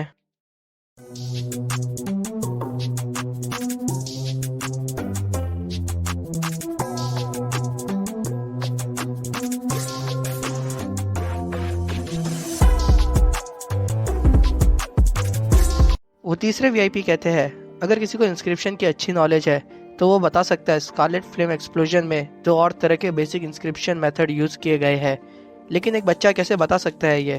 क्या ये तुक्का मार रहा था? तभी नीलाई बताता है ये इंस्क्रिप्शन ओरिजिनेट हुआ था books of divine lightning fire volume 7 से। इसका असली नाम है लाइटनिंग फ्लेम बर्स्ट इंस्क्रिप्शन। ये बनाया गया था 60 मेथड यूज करके। उसे हम कुछ कॉम्प्लेक्स बोल सकते हैं, लेकिन कुछ पागल लोगों ने उसका लाइटनिंग रिलेटेड पोर्शन हटा दिया और रैंडमली उसमें कुछ भी चेंजेस किए। उससे बना ये दूध उबालने वाला स्कारलेट फ्लेम एक्सप्लोजन। ये एक बैटल में किसी काम का नहीं होता।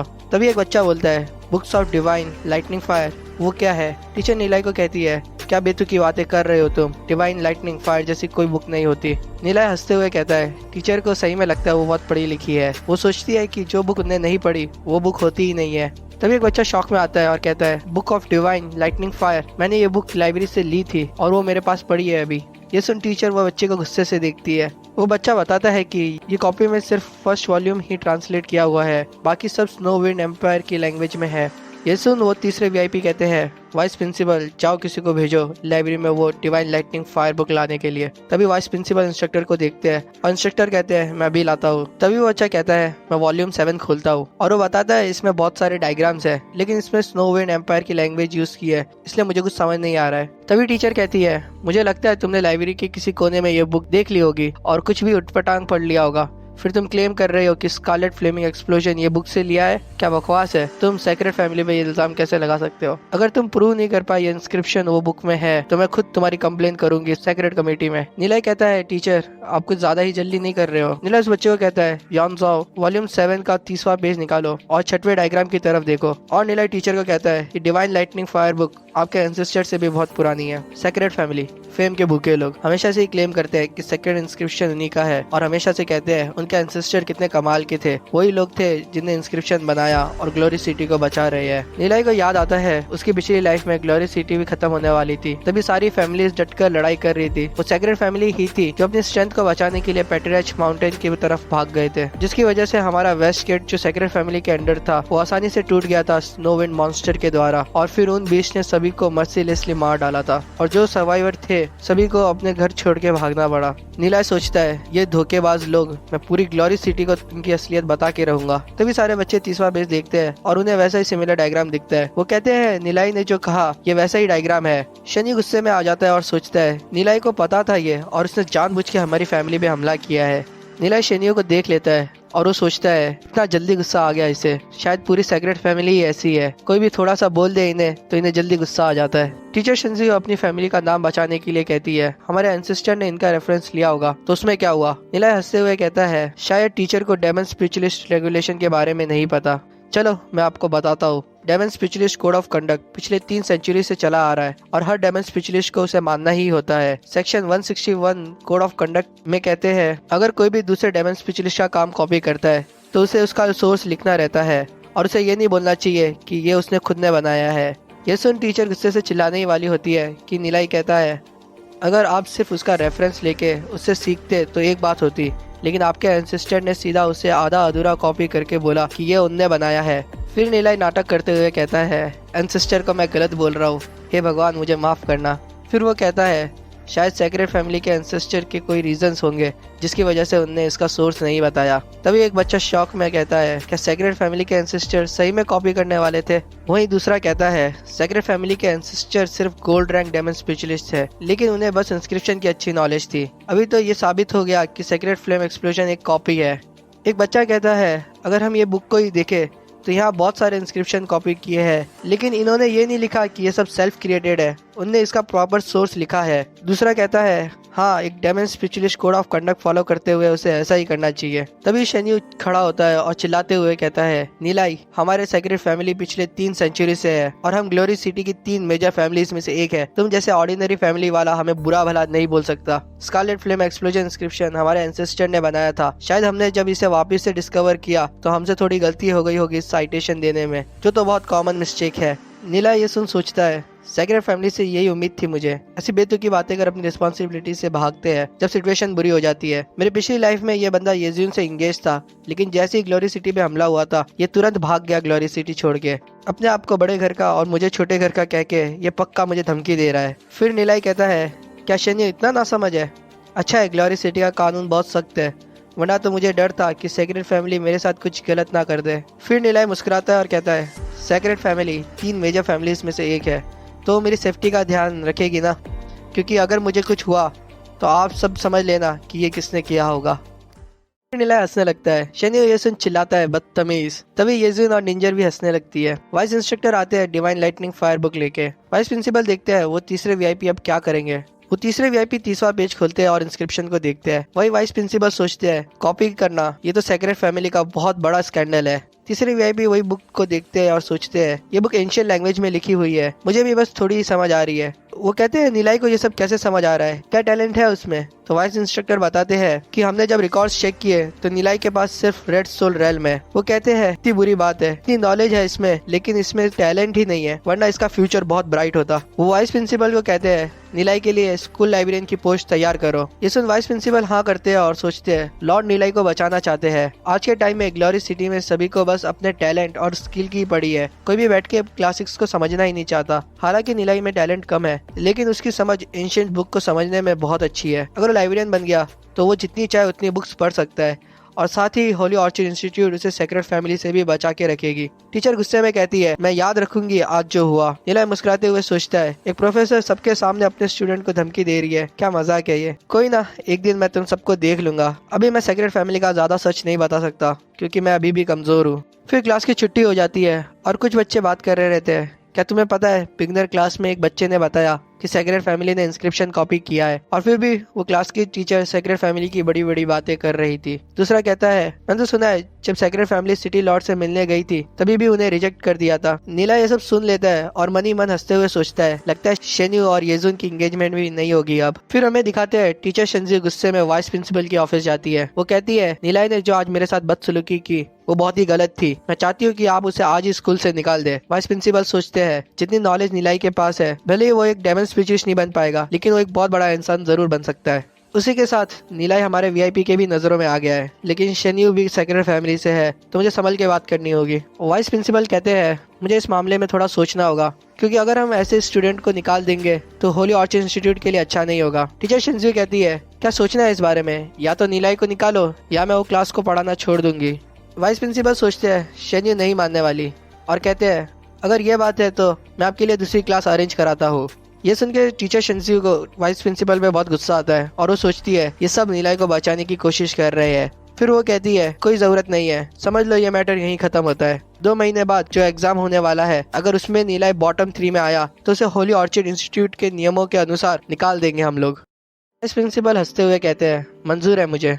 फिर टीचर गुस्से से ऑफिस से निकल जाती है। तो वाइस प्रिंसिपल सोचते हैं, शिंजी सेक्रेट फैमिली से है तो खुद को ज्यादा ही बड़ा समझती है, कितनी ना समझ आई है। जितनी नॉलेज नीलाई के पास है उससे तो वो बॉटम 3 में तो नहीं आएगा, लेकिन अगर वो आ भी गया तो लॉर्ड उसको पक्का रिक्रूट कर लेंगे। फिर हमें स्कूल की लाइब्रेरी दिखाते हैं, जहाँ पर नीलाई को स्कूल लाइब्रेरियन की जॉब मिल जाती है। वहाँ पर ये प्रैक्टिकली कुछ भी नहीं करता, फिर भी उसे 300 कॉइन्स मिलते हैं हर महीने।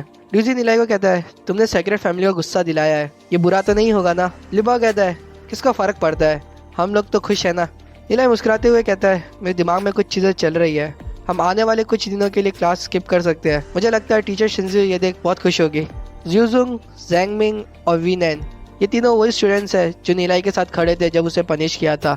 हालांकि तीनों के पास रेड सोल रेल्म है, ये लोग बहुत पैशनेट है और ड्यूजी के साथ अपनी आखिरी सांस तक लड़े थे ग्लोरी सिटी के लिए। भले ही नीला इनसे ज्यादा क्लोज नहीं था अपनी पिछली लाइफ में, ये सभी भरोसेमंद भाई लोग हैं। नीला बताता है उसने 6 बिगनर सोल क्रिस्टल्स लाए हैं और अभी उसे सबका नेचर चेक करना है। ड्यूजी सीट पे बैठते हुए कहता है, नेचर टेस्ट करना है? वो तो हमने किया था ना जब स्कूल स्टार्ट हुई थी। नीलय हंसते हुए कहता है, मेरा टेस्ट थोड़ा अलग है। एक सोल क्रिस्टल जो यूज ना किया हो वो बहुत ही सेंसिटिव होता है। ये एक इंसान की सोल रेल्म बहुत अच्छे से बता सकता है। जब 2 या 2 से ज्यादा लोग सेम बिगनर क्रिस्टल को यूज कर लेते हैं तो सोल क्रिस्टल की सेंसिटिविटी चली जाती है। वो सिर्फ इसका सोल रेल्म ग्रेड और सोल पावर ही बता सकता है। लुपा पूछता है, सोल रेल्म ग्रेड और सोल पावर के अलावा हम क्या टेस्ट कर सकते हैं? नीलय उसे बताता है कि हम अपनी सोल रेल्म की फॉर्म और उसका एट्रीब्यूट्स भी देख सकते हैं।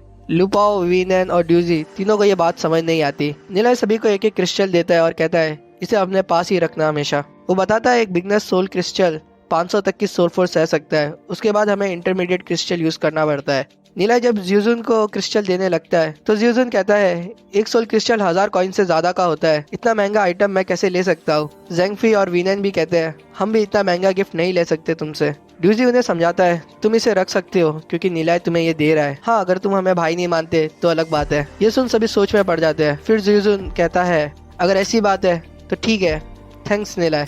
जेंगफी बहुत इमोशनल हो जाता है और वो कहता है, आज से नीलय तुम हमारे बड़े भाई हो। अगर तुम्हें कुछ भी करवाना हो तो बस हमें बोल देना और वो काम हो जाएगा। नीलय हंसते हुए कहता है, तुम जैसे भाई लोग अगर मेरे साथ हो तो सभी चीज़ बहुत आसानी से हो जाएगी। फिर नीलय ड्यूजी को कहता है, तुम शुरू करो ये टेस्ट, वैसे ही करना जैसे तुमने स्कूल के स्टार्ट में किया था। ड्यूजी अपनी एनर्जी सोल क्रिस्टल में इन्फ्यूज करता है और तभी वो सोल क्रिस्टल में कुछ फायरी येलो ऑब्स आ जाते हैं। लुपाओ क्रिस्टल को देख कहता है, ड्यूजी तुम तो बहुत इम्प्रूव हो गए हो, इतना जल्दी तुम्हारे पास 52 सोल पावर हो गई है। नीलय बताता है ड्यूजी को उसके पास लाइटनिंग फायर एट्रीब्यूट है और उसकी सोल रेल्म का फॉर्म है हेवनली थंडर क्लाउड। नीलय को याद आता है शायद इसी की वजह से इसका प्रैक्टिस स्पीड बहुत तेज था बाकी लोगों से इसकी पिछली लाइफ में। हेवनली थंडर क्लाउड और लाइटनिंग फायर टाइप टैलेंट दोनों ही परफेक्ट मैच है। बहुत बुरा हुआ था कि उसकी पिछली लाइफ में ड्यूजी ने सेक्रेट फायर इंस्क्रिप्शन प्रैक्टिस किया था। पता नहीं वो गोल्ड लेवल 1 तक कैसे पहुंच गया था। ड्यूजी पूछता है, लाइटनिंग फायर टाइप और हेवनली थंडर क्लाउड क्या होता है? नीलय उसे समझाता है, जैसे हमारी सोल फोर्स के 7 कलर होते हैं, रेड, ऑरेंज और बाकी, वैसे ही हर इंसान के पास यूनिक कैरेक्टर और टैलेंट होता है। कुछ सोल रेल्म वालों को ज्यादा मेहनत करनी पड़ती है और कुछ को कम। इसलिए हम ये नहीं बोल सकते कि रेड सोल रेल्म वाले किसी काम के नहीं होते। अगर एक के पास उसके लायक कल्टीवेशन टेक्निक हो तो भले ही उसकी रेड सोल रेल्म क्यों ना हो, वो एक्सप्लोसिव पावर तक पा सकता है। जो लोग भी सोल रेल्म को लेवल में बांट लेते हैं वो सब बहुत बड़े बेवकूफ है। ये सुन सभी सोचते हैं, वो लेजेंडरी वॉरियर जिनने ग्लोरी सिटी बनाई थी, क्या वो सभी बेवकूफ थे? तो नीलय फिर ड्यूजी को बताता है उसकी येलो सोल सी लाइटनिंग फायर कैटेगरी में आती है और हेवनली थंडर क्लाउड सोल से बहुत ही अच्छा है अगर वो फायर टाइप टेक्निक और इंस्क्रिप्शन फॉलो करे तो। जो तियानलिंग डेमन बीस्ट है वो इसके लिए बहुत ही सुटेबल रहेगा। अगर ये इससे मर्ज हो पाया तो उसका पोटेंशियल बहुत ही शॉकिंग होगा, लेकिन अगर ये गलत टेक्निक प्रैक्टिस करेगा तो उसका कुछ नहीं हो पाएगा। ड्यूजी कहता है, ये तो बहुत बुरा हुआ, ग्लोरी सिटी की लाइटनिंग फायर टेक्निक तो इनकम्प्लीट है। हालांकि वो क्लासिक में है लेकिन वो सब एंशिएंट लैंग्वेज में है। तभी ड्यूजी को याद आता है, अरे हाँ, मेरे साथ तो नीलय है।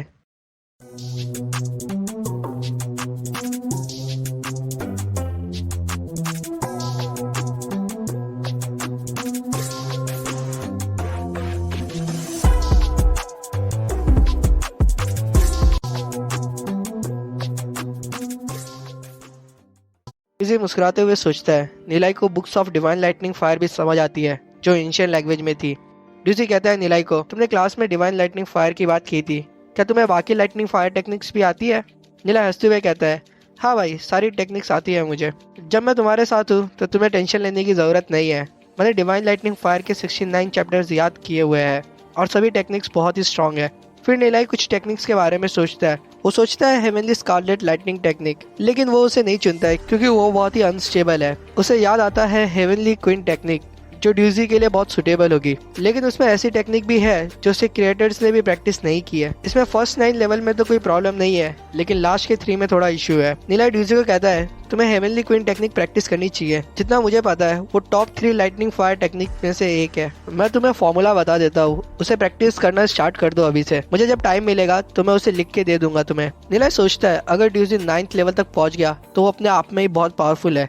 बाकी 3 तक वो पहुंच पाएगा या नहीं वो उसके फेथ पर डिपेंड करता है। नीलय ड्यूजी को टेक्निक बताता है और ड्यूजी उसे याद कर लेता है। फिर ड्यूजी वो टेक्निक जैसे ही प्रैक्टिस करना शुरू करता है, एक बहुत पावरफुल एनर्जी उसके बॉडी में फ्लो होना शुरू हो जाती है। ये देख ड्यूजी हैरान हो जाता है और वो कहता है ये कितनी पावरफुल टेक्निक है, सिर्फ इसे चैंट करने से ही मेरी सोल रेल्म एक्टिवेट हो गई और मुझे महसूस हो रहा है कि मेरी सोल पावर भी बढ़ने लग रही है। निलय सभी को कहता है आने वाले कुछ दिनों में तुम सभी के लिए एक डिटेल टेक्निक मैं लिख के दे दूंगा। ड्यूजी बहुत ही ज्यादा मोटिवेट हो जाता है। वो सोचता है मैं अगर मेहनत से ये टेक्निक प्रैक्टिस करूंगा तो मैं मेरी और मेरी फैमिली सबकी किस्मत बदल सकता हूँ। ड्यूजी की आंखों में आंसू आ जाते हैं। वो निलय को कहता है तुमने जो टेक्निक दी मुझे ये मैं कभी नहीं भूलूंगा। तुम्हें मेरी कोई भी जरूरत हो तो मैं मेरी जान भी देने से पीछे नहीं हटूंगा। अगर मैं पीछे हटा तो ऊपर वाले को जो सजा देनी हो मुझे वो दे सकता है। निलय ड्यूजी को समझाता है ऐसा मत बोल भाई, ये सिर्फ एक टेक्निक है। लुबा को गुस्बम्स आ जाते हैं ये सुन। वो कहता है भाई लोग खुशियाँ और दुख साथ में बांटते हैं। लुबा निलय को पूछता है मेरे पास रेड सोल रेल्म है, क्या मैं भी सोल पावर की प्रैक्टिस कर सकता हूँ? निलय हंसते हुए कहता है सभी लोग सोल फोर्स की प्रैक्टिस कर सकते हैं। रेड सोल रेल्म होने से कोई फर्क नहीं पड़ता, जो टेक्निक तुम्हारे लिए सही हो बस वही तुम्हें प्रैक्टिस करनी चाहिए। लुबा ये सुन खुश हो जाता है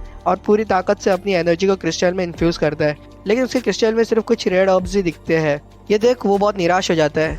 निलय बताता है उसे उसके पास रेड सोल सी है, इसका एट्रीब्यूट केओस है और उसका फॉर्म स्कारलेट सन है। स्कारलेट फॉर्म बहुत ही कॉमन होता है, लेकिन केओस एट्रीब्यूट 10,000 लोगों में से सिर्फ किसी एक को ही मिलता है। फिर वो उसे बताता है उसे Holi Piramal chaos technique practice करनी चाहिए। ये सुन लुबा एक्साइटेड हो जाता है और वो पूछता है क्या ये बहुत स्ट्रांग होती है?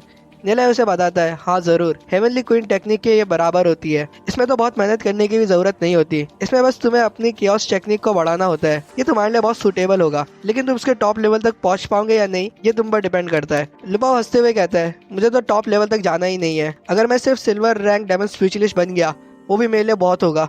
निलय टेंशन में आ जाता है और वो सोचता है अगर होली पिरामिल केओस टेक्निक के क्रिएटर कभी लुपाओ से मिल लिए तो पता नहीं क्या होगा। जब केओस फोर्स बॉडी में एक्यूमुलेट हो जाती है तो उसकी पावर एबनॉर्मली बढ़ जाती है। ऐसे में सिल्वर रैंक में ज्यादा देर तक रहना पॉसिबल ही नहीं होता। फिर निलय बाकी सभी को उनके एट्रीब्यूट्स और फॉर्म बताता है और उन सभी को सुटेबल प्रैक्टिस के लिए टेक्निक दे देता है। हालांकि वो हेवनली क्वीन और पिरामिल केओस जितनी पावरफुल नहीं होती, लेकिन सभी टॉप टियर टेक्निक्स होती है।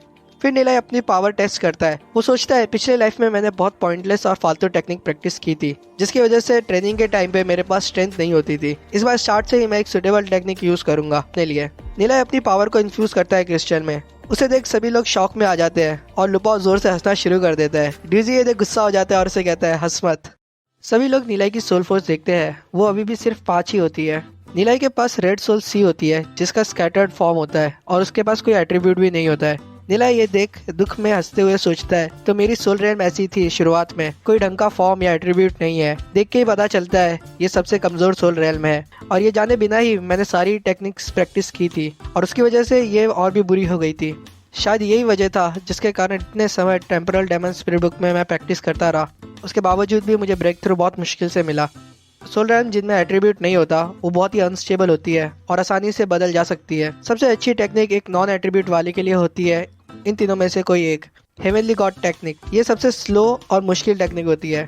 वॉर गॉड टेक्निक, इसमें बहुत ही ज़्यादा मेहनत लगती है। और वोइड गॉड टेक्निक, ये बहुत मिस्टीरियस और अभी भी अननोन टेक्निक है। मेरे लिए हेवनली गॉड टेक्निक बेस्ट होगी क्योंकि ये बहुत फ्लेक्सिबल होती है, एक नॉन एट्रीब्यूट सोल रेल्म के जैसे। अगर मैं इसे मास्टर कर पाया तो मैं सभी तरह के एट्रीब्यूट्स की टेक्निक प्रैक्टिस कर सकता हूँ। इससे मुझे बहुत पावर मिल जाएगी और मैं अपने खुद का रास्ता बना सकता हूँ। अगर हम नॉर्मल टेक्निक फॉलो करें तो हम सिर्फ एक ही स्पिरिट को अपने सोल रेल्म में रख सकते हैं, लेकिन अगर हेवनली गॉड टेक्निक को प्रैक्टिस करें तो हम 7 अलग एट्रीब्यूट्स की स्पिरिट को अपने सोल रेल्म में रख सकते हैं। इसमें हम जितनी स्पिरिट बढ़ाते हैं उसकी ताकत उतनी ही बढ़ जाती है।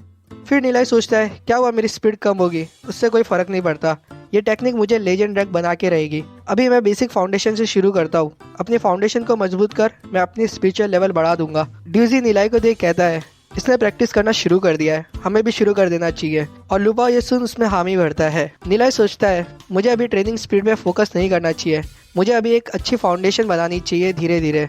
फिर हमें दिखाते हैं सभी लोग प्रैक्टिस करना शुरू करते हैं लुपाओ को छोड़ के। आने वाले कुछ दिनों के लिए निलय और बाकी लाइब्रेरी में प्रैक्टिस करते हैं और सिर्फ खाना और आराम करने के लिए ही बाहर आते हैं। तीसरे दिन हमें दिखाते हैं निलय की प्रैक्टिस पूरी हो गई होती है और वो अपना सोल फोर्स चेक करता है। निलय के पास 30 पॉइंट हो गए होते हैं। ये देख वो हंसता है और सोचता है अगर टीचर शिंजू ने ये देख लिया तो पता नहीं उनका क्या होगा। तभी हमें क्लास में दिखाते हैं निंजा सोच रही रहती है निलय और उसके दोस्त पिछले बहुत दिन से नहीं आए, मेरी ट्रीटमेंट का भी टाइम होने वाला है, क्या निलय ये भूल तो नहीं गया। और निंजर ये सोच शर्मा जाती है। ये जो निंजर को देख लेती है और सोचती है निंजर आजकल मन ही मन बहुत मुस्कुरा रही है, क्या निंजर निलय को लाइक तो नहीं करती, क्या है ऐसा उसमें। टीचर शेंजी पीछे मुड़ती है और नीलाई और उसके दोस्तों को क्लास में ना देख मुस्कुराती है और सोचती है, क्या ये लोग कहीं पर प्रैक्टिस कर रहे हैं? क्या नीलाई को सही में लगता है कि वो प्रैक्टिस करके अपनी सोल फोर्स 100 तक ले जा सकता है 2 महीने में? क्या मजाक है। आने वाले 2 महीने में जब टेस्ट होगा तब मैं उसे सही में स्कूल से निकाल दूंगी। फिर टीचर शेंजी स्टूडेंट्स को बताती है, ग्लोरी सिटी की हिस्ट्री में सिर्फ कुछ ही लोग सिल्वर रैंक तक पहुंच पाए हैं। अगर कोई चमत्कार ना हो तो जो रेड सोल रैंक वाला है उसकी सोल फोर्स कभी 500 से ज़्यादा नहीं हो सकती। ये सुन एक बच्चा उदास हो जाता है और सोचता है कि मैं सिर्फ ब्रॉन्ज लेवल 5 तक ही पहुंच सकता हूँ मेरी पूरी लाइफ में। तभी टीचर बताती है, कुदरत ने सभी को अलग ही बनाया है। कुछ लोग हमेशा से नोबल रहेंगे और कुछ गरीब से कॉमनर ही रह जाएंगे। ये सुन येजुन सोचती है, ग्लोरी सिटी में पहले ही डेमन बीस्ट का इतना हमला हो रहा है और अगर टीचर ऐसी बातें करेगी तो वो नोबल्स और कॉमनर इन दोनों के बीच में सिविल वॉर स्टार्ट कर देगी। तभी एक बच्चा सोचता है, टीचर शेंजी कितनी बुरी है, अगर यहाँ पर नीलाई होता तो वो पक्का इसका मुंह बंद कर देता। स्कूल के बाद हमें दिखाते हैं कुछ कॉमनर बच्चे पहाड़ियों में बैठ के बात कर रहे रहते हैं। एक कहता है, नीलाई ने कहा था कि वो 2 महीने में अपनी सोल फोर्स 100 तक ले जा सकता है, सच्ची में मुझे नहीं लगता ऐसा हो सकता है। तभी दूसरा कहता है, एक ग्रीन सोल रैंक वाले के लिए भी ये बहुत मुश्किल होता है, लेकिन मैं चाहता हूँ नीलाई ब्रॉन्ज रैंक तक पहुँच जाए और ये नार्सिसिस्ट टीचर से हमें छुटकारा मिले। पहला कहता है, मैं भी यही चाहता हूँ। वही हमें 2 नोबल्स बच्चे दिखाते हैं जो बात कर रहे रहते हैं।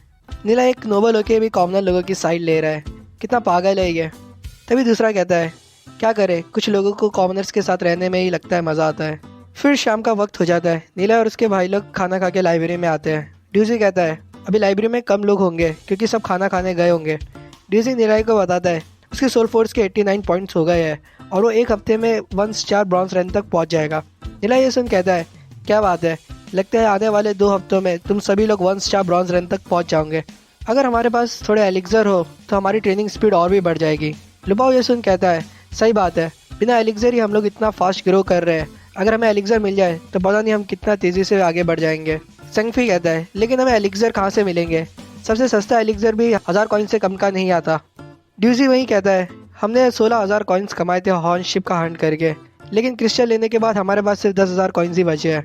नीलाई को कुछ याद आता है और वो कहता है, अगर ऐसी बात है तो तुम लोग कल्टीवेशन स्टार्ट करो, मुझे रात को थोड़ा काम है, मैं देखता हूँ वो 10,000 कॉइन्स को मैं कैसे मल्टीप्लाई कर सकता हूँ। लुबाओ कहता है, भाई तू अकेला देख लेगा ना, मेरी ज़रूरत तो नहीं होगी। नीलाई सोचता है, मुझे निंजर को आज फाइनल ट्रीटमेंट देना है, वहाँ अगर मैं लुबाओ को लेके जाऊँगा तो बहुत प्रॉब्लम हो जाएगी, और लुबाओ को ना कर देता है। लुबाओ कहता है, बाद में फिर मुझे मत कहना जब मेरी कल्टीवेशन तुमसे बहुत ज़्यादा हो जाएगी। डीसी वही कहता है लुबाओ को, जितनी तू मेहनत करता है उससे तो तू सपने में भी नीलाई से आगे नहीं पहुँच पाएगा। लुबाओ ये सुन बहुत गुस्सा हो जाता है। तभी नीलाई की नज़र पड़ती है किसी पे और उसके सामने उसका पूरा पास्ट चलना शुरू हो जाता है। हमें दिखाते हैं उसकी नज़र येजुन पे जाती है। नीलाई खुद को समझाता है और कहता है, शांत हो जा भाई, उसे डराना नहीं है, बस उसके करीब जाके उससे बात करनी है। नीलाई सभी को अलविदा कर येजुन की तरफ जाता है। लुबाओ पीछे जाके देखता है और सोचता है, गेट तो दूसरी तरफ है, ये भाई किधर जा रहे हैं। और तभी लुबाओ वहाँ देख चिल्लाता है और सभी लोग वहाँ देखने लग जाते हैं। सभी लोग को दिखता है कि वहाँ पे येजुन होती है। ये देख वीनैन कहता है, मैं शर्त लगाता हूँ येजुन नीलाई को इग्नोर कर देगी और ये आधे मिनट में अपनी बेइज्जती करा के आ जाएगा।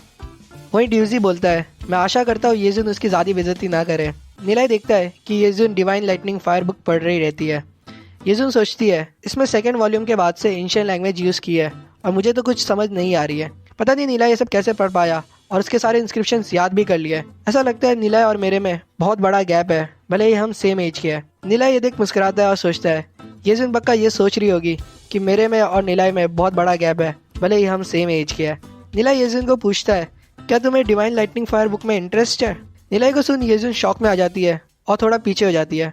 फिर वो कहती है, हाँ मैं ये बुक देख रही थी, लेकिन मुझे कुछ समझ नहीं आया इसमें क्या लिखा है, ये सब बहुत मुश्किल है। लुबाओ शौक में आ जाता है और कहता है, येजुन नीलाई से बात कर रही है, क्या बात है। वहीं वीनैन कहता है, वो सही में बहुत अच्छी है। नीलाई येजुन को बताता है, ये बुक ब्लिज़र्ड एम्पायर की एंशिएंट लैंग्वेज में लिखी गई थी, तो इसे समझना थोड़ा मुश्किल है, लेकिन अगर तुम पहले ब्लैक गोल्ड एम्पायर की एंशिएंट लैंग्वेज समझोगे तो इसे समझना बहुत आसान हो जाएगा। येजुन कहती है, ब्लैक गोल्ड एम्पायर, और वो सोचती है, अगर हम डार्क एजेस से पहले की बात करें तो सिर्फ 3 ही बड़े एम्पायर्स हुआ करते थे, होली स्पिरिट, स्नोविंड और सेक्रेड एम्पायर। स्नोविंड एम्पायर के टाइम में ब्लैक गोल्ड एक बहुत ही बड़ा एम्पायर हुआ करता था। वो सोचती है, नीलाई सही में बहुत समझदार है, पता नहीं उसने कितनी बुकें पढ़ी होगी लाइब्रेरी में। नीलाई कहता है, लैंग्वेज सीखना सिर्फ एक बुक को पढ़ने के लिए अच्छा नहीं होगा, और तुम्हारा जो एट्रीब्यूट है उसे तो तुम्हें लाइटनिंग फायर प्रैक्टिस भी नहीं करनी चाहिए। येजुन ये सुन पूछती है तो मेरे लिए कौन सी टेक्निक अच्छी होगी। निलय उसे बताता है कि उसके लिए स्नोविन टाइप अच्छा रहेगा।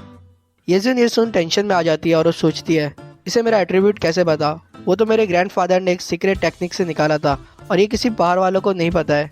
निलय उसे बताता है तुम्हारी जो फैमिली है उसमें तुम्हारा एट्रीब्यूट टेस्ट हुआ होगा लेकिन तुम्हारी सोल फॉर्म टेस्ट नहीं हुई होगी, इसलिए तुम जो टेक्निक सीख रही हो वो सही नहीं होगी। येजुन ने कभी सोल फॉर्म के बारे में नहीं सुना होता। वो पूछती है क्या होता है ये। निलय उसे कहता है क्या तुम आ सकती हो मेरे साथ थोड़ी देर, मैं तुम्हें तुम्हारी सोल फॉर्म टेस्ट करके बताता हूँ। येजुन सोचती है अगर ये वैसा ही टेस्ट है जैसे मेरे ग्रैंडफादर ने किया था तो हमारा फिजिकल कांटेक्ट होगा, और वो ना कर देती है निलय को। ये सुन निलय कंफ्यूज हो जाता है और लुबो ये सुन कहता है शिट, भाई को बहुत बुरी तरीके से रिजेक्ट कर दिया बंदी ने। निलय हंसते हुए कहता है पता नहीं तुम क्या सोच रही हो, ये एक सिंपल सा टेस्ट है जिसमें मुझे एक नया सोल क्रिस्टल चाहिए रहेगा और उसमें तुम्हें अपनी सोल पावर इन्फ्यूज़ करनी होगी। मैं सिर्फ देखूंगा और फिर सोल क्रिस्टल को देख मैं तुम्हारी सोल फॉर्म क्या है वो बता सकूंगा। येजुन को ये सुन समझ आता है वो गलत सोच रही थी और वो निलय को कहती है ठीक है। तो निलय कहता है मैं कल भी यहीं पर रहूँगा, तुम्हें अपना सोल फॉर्म जानना हो तो कल यही टाइम पर आ जाना। ये सुन सभी लोग पागल हो जाते हैं। लुबो कहता है नॉर्मली लड़कों को चांस मिले बंदी से बात करने के लिए तो वो उसे जितना लंबा हो सके उतना लंबा खींचते हैं, और निलय तो टाटा करके निकल रहा है। क्या ये वही हार्ड टू गेट टेक्निक है? निलय जाने ही लगता है तभी येजुन उसे पीछे से कहती है निलय। ये सुन निलय पीछे मुड़ता है। इसे देख पूरी गैंग शॉक में पड़ जाती है और सभी कहते हैं ओ भाई येजुन निलय से बात करना चाहती है। ड्यूजी कहता है मुझे लगा नहीं था निलय इतना बड़ा प्लेयर है। ज्यूजुन कहता है यही उम्मीद थी बॉस से, पहले निंजर और अभी येजुन। येजुन पूछती है तुम्हें इंस्क्रिप्शन की अच्छी नॉलेज है ना, क्या मैं उससे रिलेटेड तुम्हें कुछ पूछ सकती हूँ? निलय पीछे मुड़ता है और कहता है हाँ ज़रूर, नॉलेज तो बांटने के लिए ही होती है। येजुन अपनी इंटरस्पाशियल रिंग से 2 ब्रॉन्ज स्क्रोल निकालती है। वैसे एक ब्रॉन्ज स्क्रोल ही हज़ारों कॉइन्स का होता है। वो बताती है कि उसके पास 2 स्नोविंड इंस्क्रिप्शन के ब्रॉन्ज स्क्रोल्स है, लेकिन ये इंस्क्रिप्शन एक्टिवेट नहीं हो रहे हैं भले ही वो कितनी भी मेहनत कर रही है। उसे लगता है ये इंस्क्रिप्शन में कुछ प्रॉब्लम है। निलय उसे अच्छे से देखता है और कहता है हाँ इसमें थोड़ी सी प्रॉब्लम तो है, लेकिन मुझे नहीं लगता कि प्रोफेसर लोग भी ये बता पाएंगे। तुम अपने फादर से क्यों नहीं पूछती, वो तुम्हें अच्छे से बता पाएंगे इसमें क्या गलती है। ये सुन येजुन निराश हो जाती है। मैं उसे देख सोचता है अरे हाँ, येजुन छोटी थी तभी उसकी मॉम चल बसी थी। उसके फादर सिटी लॉर्ड है तो उनके पास बहुत काम रहता है, और उनके ग्रैंडफादर भी लेजेंड रैंक है तो ग्लोरी सिटी के बाहर एक्सपीडिशन ही करते रहते हैं, तो इसकी वजह से इसके पास कोई नहीं रहता जिससे ये पूछ सके। निलय कहता है अगर ऐसी बात है तो तुम्हें कुछ भी प्रॉब्लम हो तुम मुझसे पूछ सकती हो स्कूल के बाद यहाँ आके। ये सुन येजुन थोड़ी खुश हो जाती है। निलय उसके बाद बताता है ये एक स्नोविंड टाइप ब्रॉन्ज इंस्क्रिप्शन है, ब्लिजर्ड स्लैश। ये इंस्क्रिप्शन के स्ट्रक्चर में कुछ प्रॉब्लम नहीं है, लेकिन ये स्क्रोल की क्वालिटी बहुत ही बुरी है। इसलिए येजुन शॉक में पड़ जाती है और कहती है स्क्रोल की क्वालिटी बुरी है। निलय उसे बताता है जिसने ये स्क्रोल बनाया उसे डुप्लीकेट बनाने की बहुत अच्छी नॉलेज होगी। अगर वायर अच्छे से ध्यान न दे तो वो उसे ओरिजिनल समझ के खरीद सकता है। ये इंस्क्रिप्शन को स्नोविंड स्पिरिचुअल वॉर्म के खून से बनाना चाहिए था। उनका रंग अक्सर सिल्वरिश ग्रे होता है, लेकिन ये सिल्वरिश रेड है। मुझे लगता है लार्वा वॉर्म के खून से बनाया गया है, और लार्वा वॉर्म इतने पावरफुल नहीं होते कि वो इंस्क्रिप्शन को एक्टिवेट कर पाए। ये सुन सोचती है ये प्रॉब्लम तो मेरे प्रोफेसर यहाँ तक कि वाइस प्रिंसिपल भी सॉल्व नहीं कर पाए थे। निलय ने कितनी आसानी से बता दिया।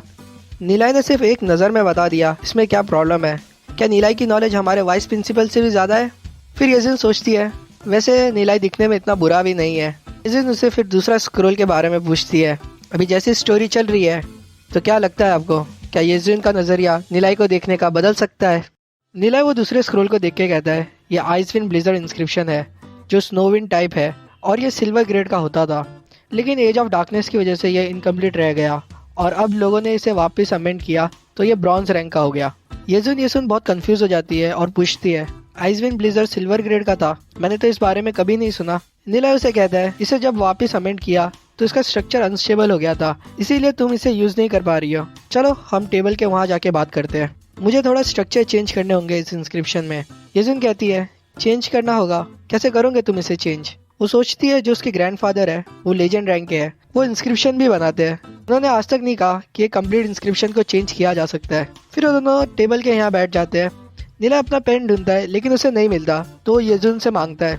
येजुन फट से उसे पेन निकाल के देती है जो एक सिल्वर हॉर्न पेन होता है। वो बहुत ही रेयर तरह के पेन होते हैं। जब निलय उससे पेन ले रहा रहता है तो उसका हाथ येजुन के हाथ को लग जाता है, जिससे येजुन शर्मा जाती है और सोचती है क्या ये उसने जानबूझ के किया है। निलय फिर गहरी सोच में चला जाता है उसे देख येजुन सोचती है शायद मैं कुछ ज्यादा ही सोच रही हूँ। फिर नीला इंस्क्रिप्शन में तेजी से बहुत सारे चेंजेस करना शुरू करता है। वो बताता है ये इंस्क्रिप्शन 36 मेथड से आया है और अब इसके चेंजेस की वजह से ये इंस्क्रिप्शन बहुत स्टेबल हो जाएगा। येजुन इम्प्रेस हो जाती है ये देख और वो सोचती है ये 2 गुना कॉम्प्लेक्स हो गया है और इसे सिर्फ कुछ मिनट ही लगे इसे चेंज करने में। ये तो मुझे बिल्कुल भी समझ नहीं आ रहा है इसने क्या किया है।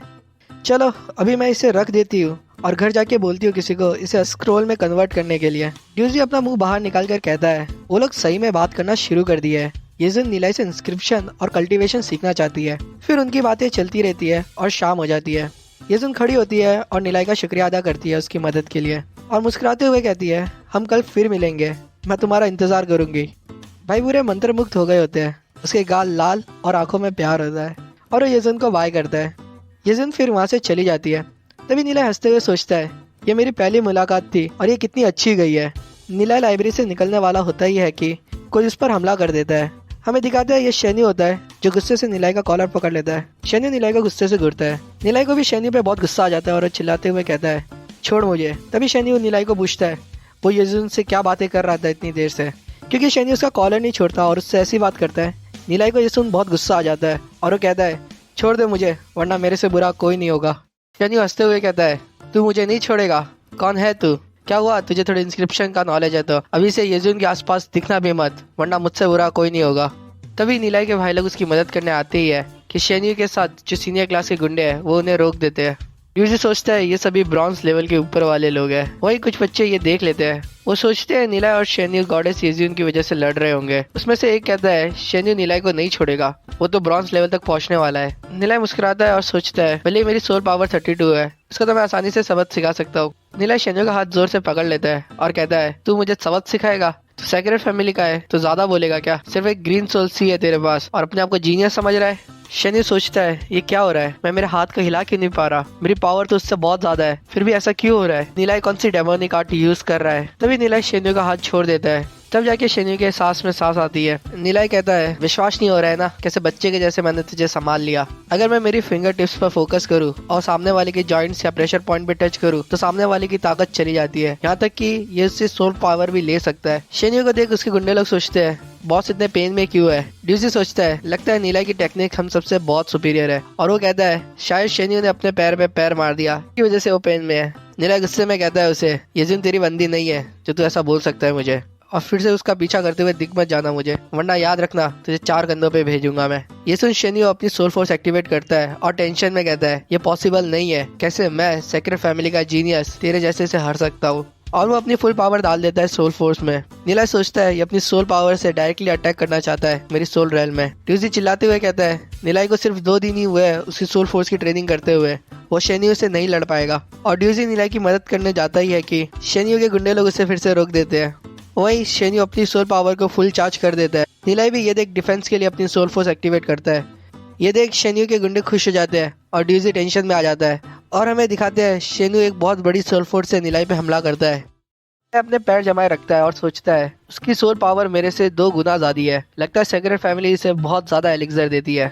लेकिन वो गलती कर रहा है, अपनी सोल फोर्स से कभी ऐसा हमला नहीं करते। शैन्यू वही हंसते हुए कहता है तू मेरे सामने बदतमीजी करने की हिम्मत रखता है, इतनी छोटी सी सोल फोर्स है तेरी फिर भी। शैन्यू की सोल फोर्स नीलाई की सोल फोर्स को जाके टकराती है। नीलाई थोड़ा सा पीछे होने लग जाता है। ये देख शैन्यू सोचता है नीलाई से नहीं सह पाएगा। तभी नीलाई कहता है तुझे कुछ नहीं आता है और वो अपने सर पे एक छोटी से पॉइंट पे फोकस करना स्टार्ट करता है। और जैसे ही शैन्यू की सोल फोर्स उसके बहुत करीब आने वाली होती है नीलाई की बीम उसे चीर देती है और वो बीम जाके सीधा शैन्यू को चीरते हुए निकल जाती है। इससे शैन्यू की हालत बहुत खराब हो जाती है और उसकी सोल फोर्स भी गायब हो जाती है। शैन्यू जैसे ही ऊपर देखता है उसे बहुत ही पावरफुल लाल कलर की डेथ सोल फोर्स दिखती है जो नीलाई से आ रही रहती है। नीलाई की पिछली लाइफ में उसने बहुत सारे लाइफ और डेथ की सिचुएशन दिखी थी। उसने बहुत सारे एक्सपर्ट्स को भी मार डाला था और अभी जो सोल फोर्स क्लैश हुई थी नीलाई ने अपनी हिडन किलिंग इंटेंट शैन्यू की सोल रेल्म में छोड़ दी थी। फिर हमें कहीं से पानी गिरने की आवाज आती है। जैसे ही शैन्यू के गुंडे लोग देखते हैं उन्हें पता चलता है कि शैन्यू की पैंट गिल्ली हुई होती है। इतने खतरनाक बंदे से शैन्यू अपने आप को कैसे ही बचा पाता। नीला हंसते हुए कहता है क्या हुआ, पैंट गिल्ली हो गई, अभी तो थोड़ी देर पहले मुझे धमकी दे रहा था। नीला शैन्यू के पास जाता है और उसे कहता है चल निकल अब यहाँ से। और नीला उसे एक हाथ से उठाकर कहता है आगे से कभी मुझे दिख मत जाना। नीला अपने पूरे जोर से शैन्यू को खींच के लाइब्रेरी के बाहर फेंक देता है। शैन्यू के सारे गुंडे उसे देखने के लिए भागते हैं। उनमें से एक शैन्यू को उठाता है और कहता है क्या आप सही हो बॉस, आपकी पैंट गिल्ली हो गई है, शनि कहता है तुरंत मुझे यहाँ से लेके चलो। लुबा हंसते हुए कहता है इतने बड़े होने के बावजूद भी शनि अपनी पैंट गिल्ली करता है। शनि का बंदा पूछता है आप सही तो हो ना बॉस, लेकिन शनि जवाब देने की हालत में भी नहीं होता है। तभी लाइब्रेरी में खड़े लोग बहुत कंफ्यूज हो जाते हैं। वो सोचते हैं शनि तो लगभग वंश शाह ब्रॉन्ज रैंक तक पहुंचने वाला था, फिर भी नीलाई ने उसे बाहर फेंक दिया। एक हंसते हुए कहता है क्या तुमने देखा, शनि ने अपनी पैंट भी गिल्ली कर दी थी। दूसरा शौक में आ जाता है और कहता है नीलाई ये वही तो बंदा नहीं है जिसने टीचर से बैट लगाई थी कि वो ब्रॉन्ज रैंक तक पहुंच जाएगा 2 महीने में। शनि को हरा के देख तो लगता है वो सही में ब्रॉन्ज रैंक तक पहुंचने वाला है। वहीं सभी नीलाई की तारीफ करते हैं और कहते हैं शनि को क्या सही सबक सिखाया, अभी वो पंगा लेने की हिम्मत भी नहीं रखेगा। फिर नीलाई सभी को अलविदा कर लाइब्रेरी से बाहर भागता है और वो ट्रेनिंग ग्राउंड के यहाँ पहुंचता है। एक हॉर्नशिप उसे देख लेती है और वो टेंशन में आ जाती है। नीलाई तभी वो जगह पहुंचता है जहाँ वो निंजर से पहली बार मिला था। हमें दिखाते हैं निंजर नीलाई का इंतजार कर रही रहती है और तभी नीलाई निंजर के सामने आ जाता है। निंजर उसे देख खुश हो जाती है और कहती है मुझे लगा नहीं था तुम आ जाओगे। नीलाई ये सुन कहता है ऐसा कैसे हो सकता है, जो मैं बोलता हूँ वैसा ही मैं करता हूँ, चलो तुम्हारा ट्रीटमेंट शुरू करते हैं। ये सुन निंजर नीलाई का थैंक्स करती है। नीलाई निंजर के घाव को देख के कहता है अभी ये गायब होने आ गया है। निंजर कहती है हाँ अभी मुझे कुछ दिनों से रात को अच्छी नींद आ रही है। नीला निंजर को पूछता है मुझे तुम्हारी एक हेल्प चाहिए थी, लेकिन मुझे पता नहीं तुम उसके लिए हाँ करोगी या नहीं। निंजर सीरियस हो जाती है और कहती है अगर ये ऐसा कुछ है जो मैं कर सकती हूँ तो मुझे चलेगा। नीला उसे बताता है उसके पास 10,000 कॉइन्स है और वो चाहता है कि निंजर कुछ लोगों को फार्मेसी भेज के पर्पल मिस्ट ग्रास खरीद ले। निंजर पूछती है पर्पल मिस्ट ग्रास क्यों चाहिए तुम्हें, वैसे भी एक कॉइन से ही तुम्हें बहुत सारा पर्पल मिस्ट ग्रास मिल सकता है, तो 10,000 कॉइन्स का क्या करोगे तुम। नीलाई बताता है जितना ज्यादा हो उतना अच्छा है, मुझे तो पूरे मार्केट का स्टॉक मिल जाए तो बढ़िया होगा। निंजा सोचती है पर्पल मिस्ट ग्रास तो सिर्फ मच्छर भगाने के काम आता है, नीलाई क्या ही करना चाहता है इतना सारा लेके। निंजर फिर कहती है चलेगा मैं लेके आती हूँ तुम्हारे लिए, ये 10,000 कॉइन्स तो मेरे लिए कुछ नहीं है, तुम अपना पैसा रख सकते हो। नीलाई कहता है ठीक है जितना ज्यादा हो सके उतना खरीद लेना तुम, फिर मैं उनके पैसे तुम्हें इंटरेस्ट के साथ दे दूंगा। निंजर कहती है इसकी सही में कोई जरूरत नहीं है, मेरे लिए इतना बड़ा अमाउंट नहीं है। नीलाई मुस्कुराते हुए कहता है 10,000 कोई छोटा अमाउंट नहीं होता मेरे लिए, और क्या ही इंसान हूँगा मैं अगर मैं उधार के पैसे वापस ना दे सकूँ तो। फिर वो कहता है चलो अभी तुम्हारी दूसरी जगह का इलाज करते हैं। हमें दिखाते हैं कि रात का समय होता है और होली ऑर्चिड इंस्टीट्यूट में टीचर शेन्यू के केबिन से कुछ आवाजें आती है। टीचर शेन्यू शॉक में कहती है नीलाई ने तुम्हें लाइब्रेरी के बाहर फेंक दिया, तुम्हें तो सोल फोर्स भी 78 है, मुझे ये मत कहना कि नीलाई तुमसे ज्यादा स्ट्रांग है। शेन्यू कहता है नीलाई को कुछ डेमोनिक आर्ट आती है, जब उसने मेरा हाथ पकड़ा था तो उसके बाद मैं मेरा हाथ भी नहीं हिला पा रहा था, और भले ही मेरी सोल फोर्स उससे ज्यादा पावरफुल है, जैसे ही मैं उसकी सोल फोर्स के कांटेक्ट में आया मेरी सोल फोर्स टूट गई थी। शेन्यू गुस्से में आ जाता है और सोचता है आज जो उसने मेरी बेइज्जती की है मैं नीलाई को नहीं छोड़ूंगा। टीचर शेन्यू पूछती है नीलाई की सोल फोर्स कितनी होगी अभी, तो शेन्यू सोच के बताता है कि उसकी सोल फोर्स ज्यादा से ज्यादा 10 ही होगी। ये सुन टीचर गुस्से में कहती है क्या मजाक है, तो तुम उससे हार कैसे सकते हो। शेन्यू ये सुन बहुत चिढ़ जाता है। तभी टीचर कहती है शायद ये हो सकता है कि उसका अपनी सोल फोर्स में बहुत अच्छा कंट्रोल है। ग्लोरी सिटी में देखा गया है कि ऐसे लोग भी होते हैं जिनकी सोल फोर्स भले ही बहुत कम होती है लेकिन उनका कंट्रोल बहुत ही अच्छा होता है। तो शेन्यू को कहती है कि तुम तो अभी भी छोटे हो और तुम्हें अपनी सोल फोर्स यूज करना अच्छे से नहीं आता है, इसी की वजह से वो तुमसे कमजोर होने के बावजूद भी तुम्हें हरा पाया। कोई नहीं, लेकिन 2 महीने में वंश शाह ब्रॉन्ज रैंक तक पहुंचना फिर भी बहुत मुश्किल है। शेन्यू सोचता है अच्छा होगा अगर वो स्कूल छोड़ दे और येजुन से भी बहुत दूर चला जाए। फिर हमें ट्रेनिंग ग्राउंड दिखाते हैं जहाँ पर नीला निंजर के कपड़े को देख सोचता है पिंक, ये तो मेडन के कलर होते हैं। नीला निंजर को पूछता है क्या तुम सारी दवाइयाँ टाइम पे ले रही थी। निंजर बताती है हाँ वो सारी दवाइयाँ टाइम पे ले रही थी, और वो कहती है तुमने जो टेक्निक बताई थी उससे मेरी सोल फोर्स बहुत ही स्ट्रांग हो गई है, मुझे तो लगता है असली जीनियस तुम ही हो, भले किसी को नहीं पता तुम्हारे टैलेंट के बारे में, एक दिन ऐसा आएगा जब सभी लोग तुम्हारी तारीफ करेंगे। नीला ये सुन मुस्कुराता है और निंजर का शुक्रिया अदा करता है। हमें फिर सेक्रेट फैमिली का कॉन्फ्रेंस हॉल दिखाया जाता है जहाँ पर सेक्रेट फैमिली के सेकंड एल्डर शेंग मिंग जो सिल्वर रैंक डेमन स्पेशलिस्ट होते हैं उन्हें दिखाते हैं। एक मैसेंजर आके उन्हें कुछ बताता है, उसे सुन सेकंड एल्डर बहुत ही गुस्सा हो जाते हैं और कहते हैं क्या बात कर रहे हो तुम, एक छोटा सा फाइटर अपेंडिक्स का बच्चा सेक्रेट फैमिली को चैलेंज किया। वो सोचते हैं ये इंस्क्रिप्शन का स्कैंडल छिपाने में पहले मुझे बहुत मेहनत लग गई थी और उसने अभी मेरे डिसेंडेंट को भी मारा है, इसका बदला तो लेना होगा, लेकिन सुना है कोई बड़े आदमी उसका सपोर्ट कर रहे हैं तो मैं आसानी से उस पर हमला नहीं कर सकता। वो कहते हैं शेन्यू तो वंश शाह ब्रॉन्ज रैंक तक पहुंचने वाला था ना, तो नीलाई उसे कैसे हरा पाया। उनकी आवाज़ सुन मैसेंजर डर जाता है और वो कहता है मुझे ज़्यादा तो नहीं पता, लेकिन मास्टर शेन्यू की स्ट्रेंथ और सोल फोर्स दोनों ही उससे ज़्यादा पावरफुल थी। सुना है कि नीलाई ने कुछ डेमोनिक आर्ट यूज़ की शेन्यू को हराने के लिए। ये बात सेकंड एल्डर को अच्छी नहीं लगती। वो कहते हैं एक फाइटर अपेंडिक्स का बच्चा कितना ही पावरफुल हो सकता है, क्या डेमोनिक आर्ट वगैरह कह रहे हो तुम, ये सब एक्सक्यूजेस है। वो मैसेंजर कहता है सेकंड एल्डर क्या मैं ये बात फैमिली हेड को बता दूं। सेकंड एल्डर कहते हैं इसकी ज़रूरत नहीं है, वैसे भी वो भी लेजेंड रैंक तक पहुँचने वाले हैं, ऐसी छोटी चीज़ों की वजह से हमें उन्हें तंग नहीं करना चाहिए। वो पूछते हैं क्या तुमने नीलाई का बैकग्राउंड पता लगाया। मैसेंजर कहता है हमें पता लगा है कि वो हेवनली मार्क फैमिली से है। ये सुन सेकंड एल्डर हंसते हुए कहते हैं हेवनली मार्क फैमिली तो एक छोटी सी नोबल फैमिली है और फिर भी हम जैसी बड़ी फैमिली से लड़ने की हिम्मत रखती है। मुझे लगता है नीलाई एक नादान सा 13 साल का बच्चा है जिसने गलती से वो इंस्क्रिप्शन देख लिया होगा और शो ऑफ करना चाहता था। और अगर हम ऐसी छोटी सी बात के लिए हेवनली मार्क फैमिली पर दबाव डालेंगे तो हमारी रेपुटेशन के लिए अच्छा नहीं होगा। नीलाई को तो यंग मास्टर शेनफी देख ही लेंगे। वैसे भी स्कूल में तो लड़ाई अक्सर हो ही जाती है बच्चों के बीच। और मैसेंजर कहते हैं शेनफी को बता देना इस बारे में। हमें फिर सिटी लॉर्ड के मेंशन में ले जाते हैं जहाँ पे हमें येजुन का रूम दिखाते हैं। हालांकि येजुन को स्कूल में भी एक कमरा मिला था लेकिन उसे यहाँ रहना ज़्यादा अच्छा लगता है। नीलाई ने जो इंस्क्रिप्शन बना के दिया होता है येजुन उसे दूसरी बुकों में ढूंढ रही होती है। तभी एक सर्वेंट येजुन के पास आती है और उसे कहती है आपको मेरी क्या मदद चाहिए। येजुन पूछती है आंट जीव आपको इंस्क्रिप्शन की अच्छी नॉलेज है ना, क्या आप बता सकती हो ये इंस्क्रिप्शन कहाँ से आया है।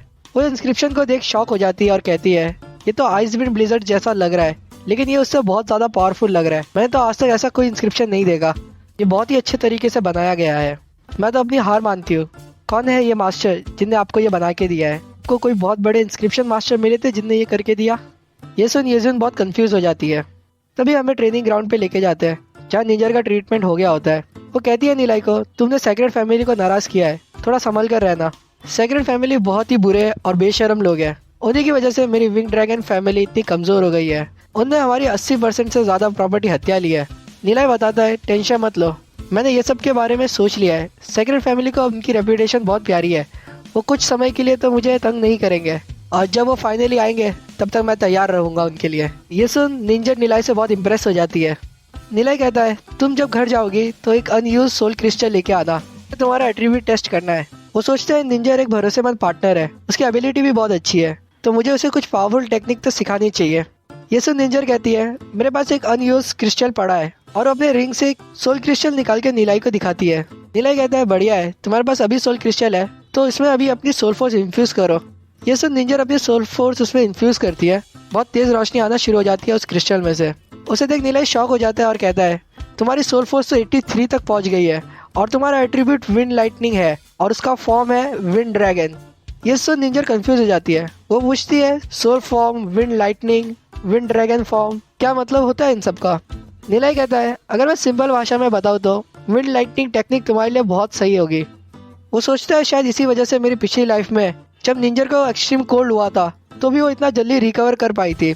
जो विंड ड्रैगन फॉर्म है वो बहुत ही एक्सट्रीम होता है और सिर्फ कुछ ही लोगों को मिलता है और ये बहुत ही ज़्यादा पावरफुल होता है। विंड ड्रैगन फॉर्म के साथ कोई भी टेक्निक तेज़ी से प्रैक्टिस कर सकता है और अगर वो टेक्निक एट्रीब्यूट से मिलती हो तो ट्रेनिंग स्पीड हद पार बढ़ जाती है। मेरे पास एक टेक्निक है जिसके लिए बहुत सूटेबल होगी। नीलाई कहता है मेरे पास एक wind lightning type cultivation technique है जो तुम्हारे लिए तुम्हारी करंट टेक्निक से बहुत ही ज़्यादा अच्छी होगी। वो सोचता है काश मेरे पास भी विंड ड्रैगन फॉर्म होता। फिर नीलाई उसे वो टेक्निक बताता है। ये सब निंजा सोचती है अगर मैं ये टेक्निक प्रैक्टिस करूँ तो मेरी सोल फोर्स बहुत ही ज़्यादा पावरफुल हो जाएगी। निंजर कुछ कहने वाली होती है कि तभी नीलाई कहता है तो ये है विंड लाइटनिंग ड्रैगन टेक्निक, ये तुम्हारे लिए बहुत ही बढ़िया होगी। निंजर कहती है पहले तुमने मेरे घाव सही किया और अभी मुझे इतनी पावरफुल टेक्निक दे रहे हो, सच्ची में पता नहीं मैं तुम्हारा शुक्रिया अदा कैसे करूँगी। नीला हंसते हुए कहता है हम लोग तो दोस्त हैं और दोस्त एक दूसरे की मदद करते ही है, तुम्हें सही में इतना सोचने की ज़रूरत नहीं है। तुम्हारी एक्सट्रीम कोल्डनेस खत्म हो गई है तो तुम अभी प्रैक्टिस करना शुरू कर सकती हो। ये सब निंजर कहती है ठीक है। फिर तुरंत ही सुबह का समय हो जाता है। नीला निंजर को प्रैक्टिस करते हुए देख सोचता है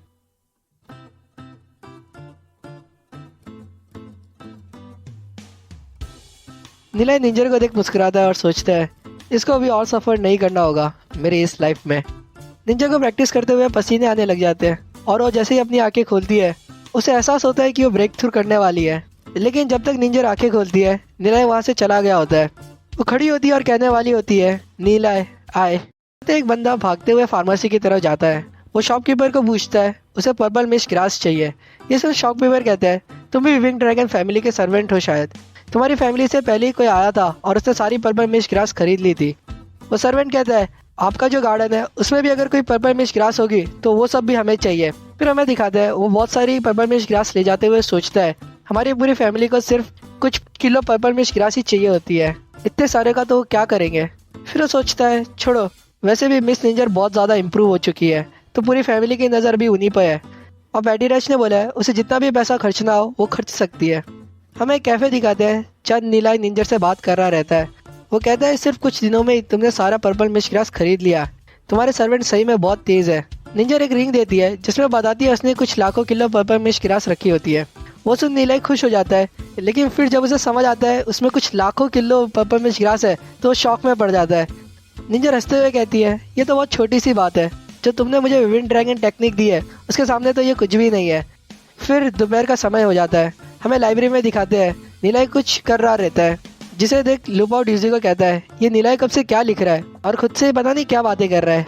ड्यूजी कहता है हमें नीलाई को भी डिस्टर्ब नहीं करना चाहिए, हमें अभी इंस्क्रिप्शन और बेटर टेक्टिक्स की पढ़ाई करनी चाहिए। अगर हमें हमारी कल्टीवेशन की स्पीड बढ़ानी है तो हमें हमारी नॉलेज भी बढ़ानी होगी।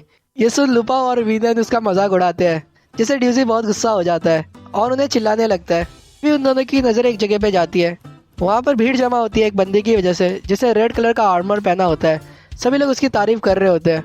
वो बोलते हैं ये आर्मर को फ्लेमिंग डार्क आर्मर कहते हैं, ये तकरीबन 1 लाख डेमन स्पिरिट कॉइन्स का है।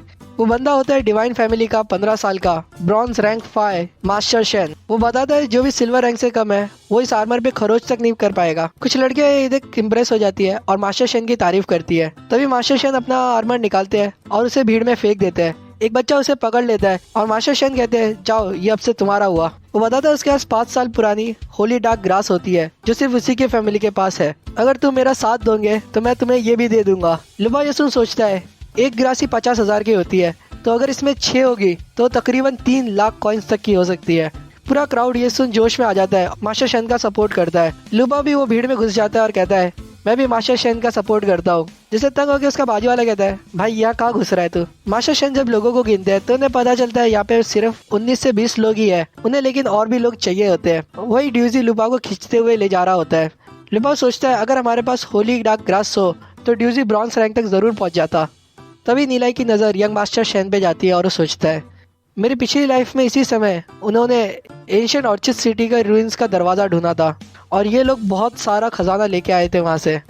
यजिन ने बताया था कि शेन्यू भी उनके साथ गया था और उसे एक कीमती खजाना मिला था जिसका ऑक्शन किया गया था तो 1 मिलियन कॉइन्स तक गया था। वैसे पैसों से तो फर्क नहीं पड़ता, लेकिन वो आइटम बहुत ही ज़्यादा अच्छा था, मुझे वो आइटम लेना ही होगा। और नीलाई खड़ा हो जाता है और भीड़ में जाके कहता है मुझे भी तुम्हारे साथ चलना है। तब सब साइड हो जाते हैं और नीलाई पूछता है अगर मैं तुम्हारे साथ चलूंगा तो कोई प्रॉब्लम तो नहीं होगी। मास्टर शेन उसे देखते हैं। तभी एक बच्चा कहता है तू तो ब्रॉन्ज रैंक का भी नहीं है, हमारे साथ चलेगा तो मर जाएगा। मास्टर शेन वो बच्चे को रोक देते हैं और नीलाई के पास जाके कहते हैं तुम कह रहे हो तुम्हें हमारे साथ चलना है, क्या तुम्हें पता भी है हम कहाँ जा रहे हैं। नीलाई सोचता है मास्टर शेन डिवाइन फैमिली के डिसेंडेंट है जो 3 मेजर फैमिलीज में से एक है। इनसे मैं ज़्यादा तो नहीं मिला मेरी पिछली लाइफ में, लेकिन मैंने सुना था कि वो black gold rank demon specialist बनने वाले थे और उन्होंने बहुत सारे अचीवमेंट पाए थे अपनी लाइफ में। मुझे याद आ रहा है जब ग्लोरी सिटी का फाइनल बैटल था तब मास्टर शेन भागते हुए वेस्ट गेट की तरफ गए थे। वहाँ उनने सेक्रेट फैमिली के 6 भगौड़े लोगों का गला काट दिया था बिना एक भी वर्ड सुने उनका। नीला सोचता है ये बंदा गलत लोगों को कभी नहीं छोड़ता है। फिर वो कहता है मुझे पता है आप लोग एंशिएंट सिटी के रूइंस में जा रहे हो। ये सुन वो शॉक हो जाते हैं और उनका चेहरा बहुत ही सीरियस हो जाता है। वो पूछते हैं तुम्हें कैसे पता है इस बारे में, मेरी टीम के अलावा मेरी फैमिली तक को भी नहीं पता है। मास्टर शेन सोचते हैं वैसे अगर ये मेरी फैमिली को पता चल गया तो मुझे जाने भी नहीं देगी। नीला हंसते हुए कहता है इतने गुस्से भरी नजरों से देखने की जरूरत नहीं है, मैंने सुना था एंशिएंट ऑर्चिड सिटी के रूइंस ग्लोरी सिटी के नजदीक ही पाए गए हैं। बहुत पावरफुल टीम पहले ही चली गई थी उसे एक्सप्लोर करने के लिए, तो यंग मास्टर शेन भी अपनी टीम क्यों बना रहे हैं वो तो क्लियर है ना। मैं तो सिर्फ गैस कर रहा था, लेकिन आपके रिएक्शन से लग रहा है कि मैं सही सोच रहा था।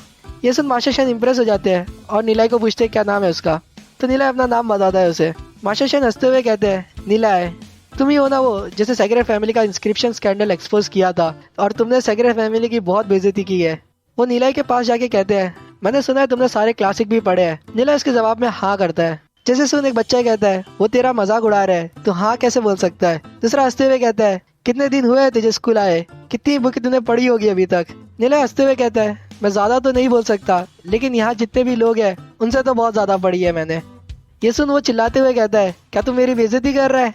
तभी मास्टर शेन हंसते हुए कहते हैं अगर तुमने इतनी बुक्स पढ़ी है तो बताओ एंशिएंट ऑर्चिड सिटी कौन से एरा में हुआ करती थी।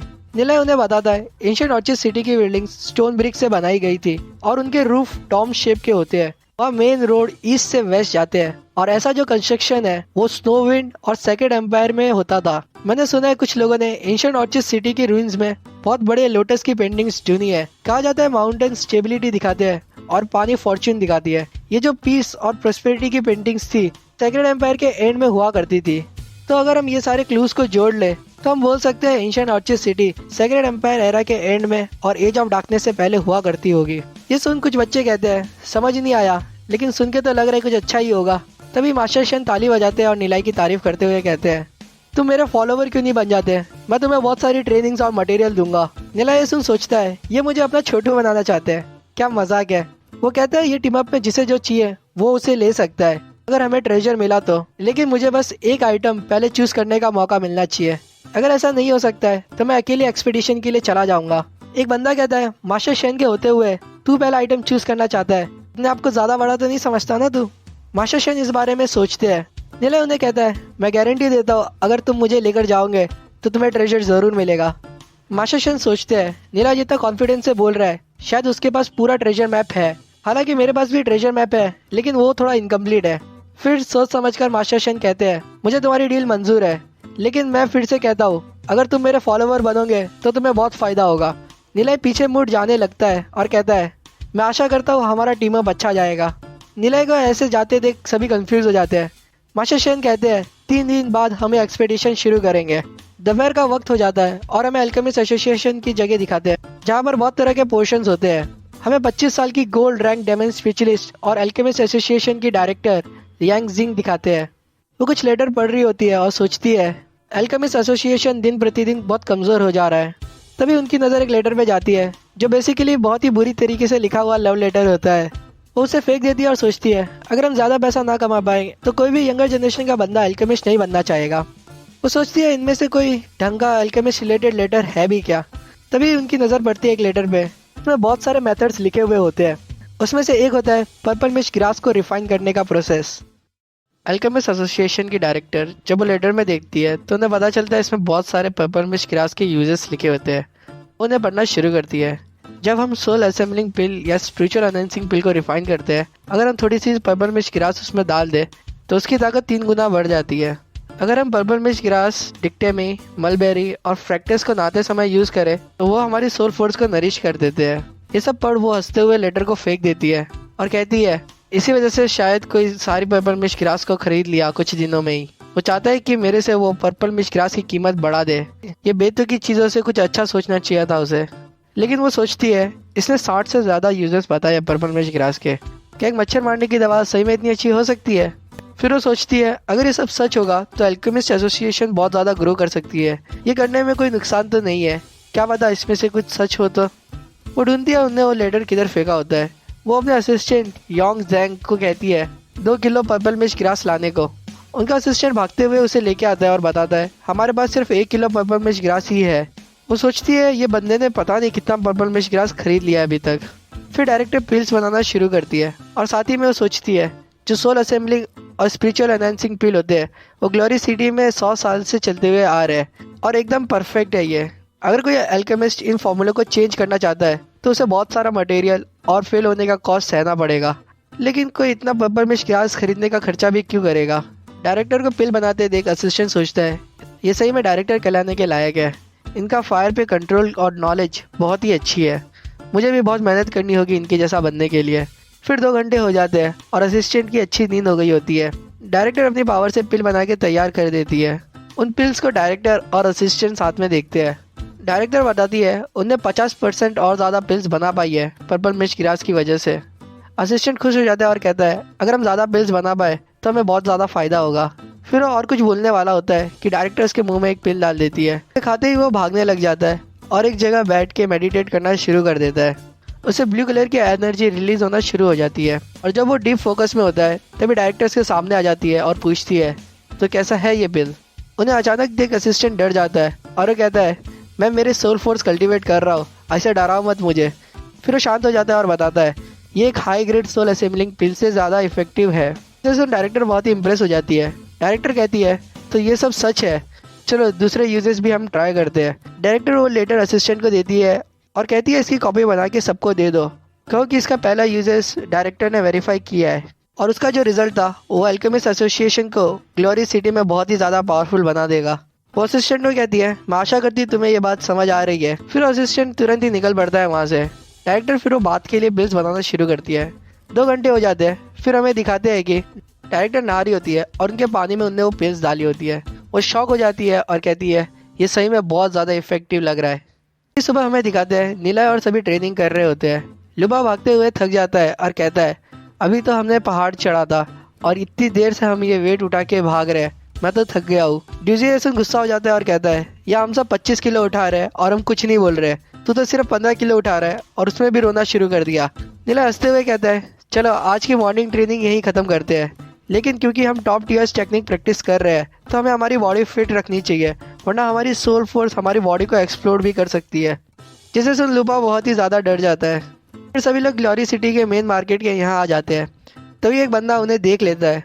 वो नीला और उसके दोस्तों को पूछता है, तो कैसे हो मेरे छोटे दोस्तों, मैं अल्केमिस्ट एसोसिएशन से हूँ। नीला उसे देख मुस्कुराता है और सोचता है, ये पक्का पेपरमिंट ग्रास के लिए आया है। फिर वो बंदा बताता है, आप लोगों के कपड़े देख के लग रहा है आप लोग फार्मिंग करने वाली फैमिली से हो। क्या आपके पास पेपरमिंट ग्रास होगी आपके घरों में? हम लोग 1 किलो पेपरमिंट ग्रास के लिए 30 कॉइन्स दे रहे हैं। ट्यूजी और लुपाओ ये सुन हंसते हुए सोचते हैं, नीला के पास तो पता नहीं कितने ढेरों किलो पेपरमिंट ग्रास पड़ी है। तभी नीला उन्हें रोक देता है और पूछता है, अंकल आपको पेपरमिंट ग्रास क्यों चाहिए? मैंने तो सुना है वो तो बहुत सस्ती होती है ना, तो आप 30 कॉइन्स क्यों दे रहे हो? तभी वो बंदा हंसता है और कहता है, मैं तुम्हें एक राज की बात बताता हूँ।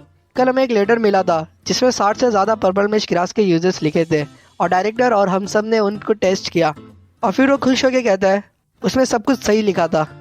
ये सब नीला और उसके दोस्तों पे खास फर्क नहीं पड़ता है। तभी हमें दिखाते हैं बहुत लोग डायरेक्टर की खूबसूरती का तारीफ कर रहे होते हैं। वो बंदा बताता है पर्पल मिस्ट ग्रास बॉडी को नरिश करता है।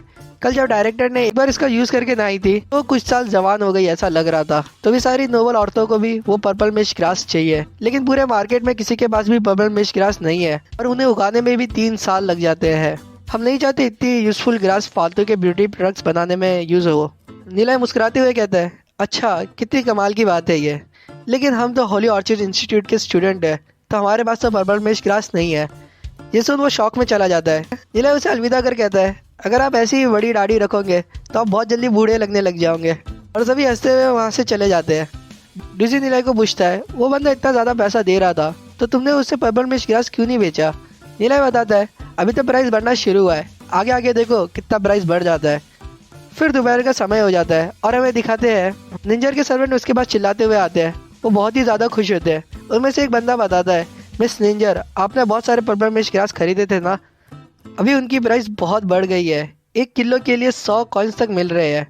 और मैंने तो ये भी सुना है कि सेक्रेट फैमिली की औरतें तो 300 कॉइन्स तक देने के लिए तैयार है। निंजर ये सब सुन कंफ्यूज हो जाती है और सोचती है, क्या ये सब नीला की वजह से हुआ है?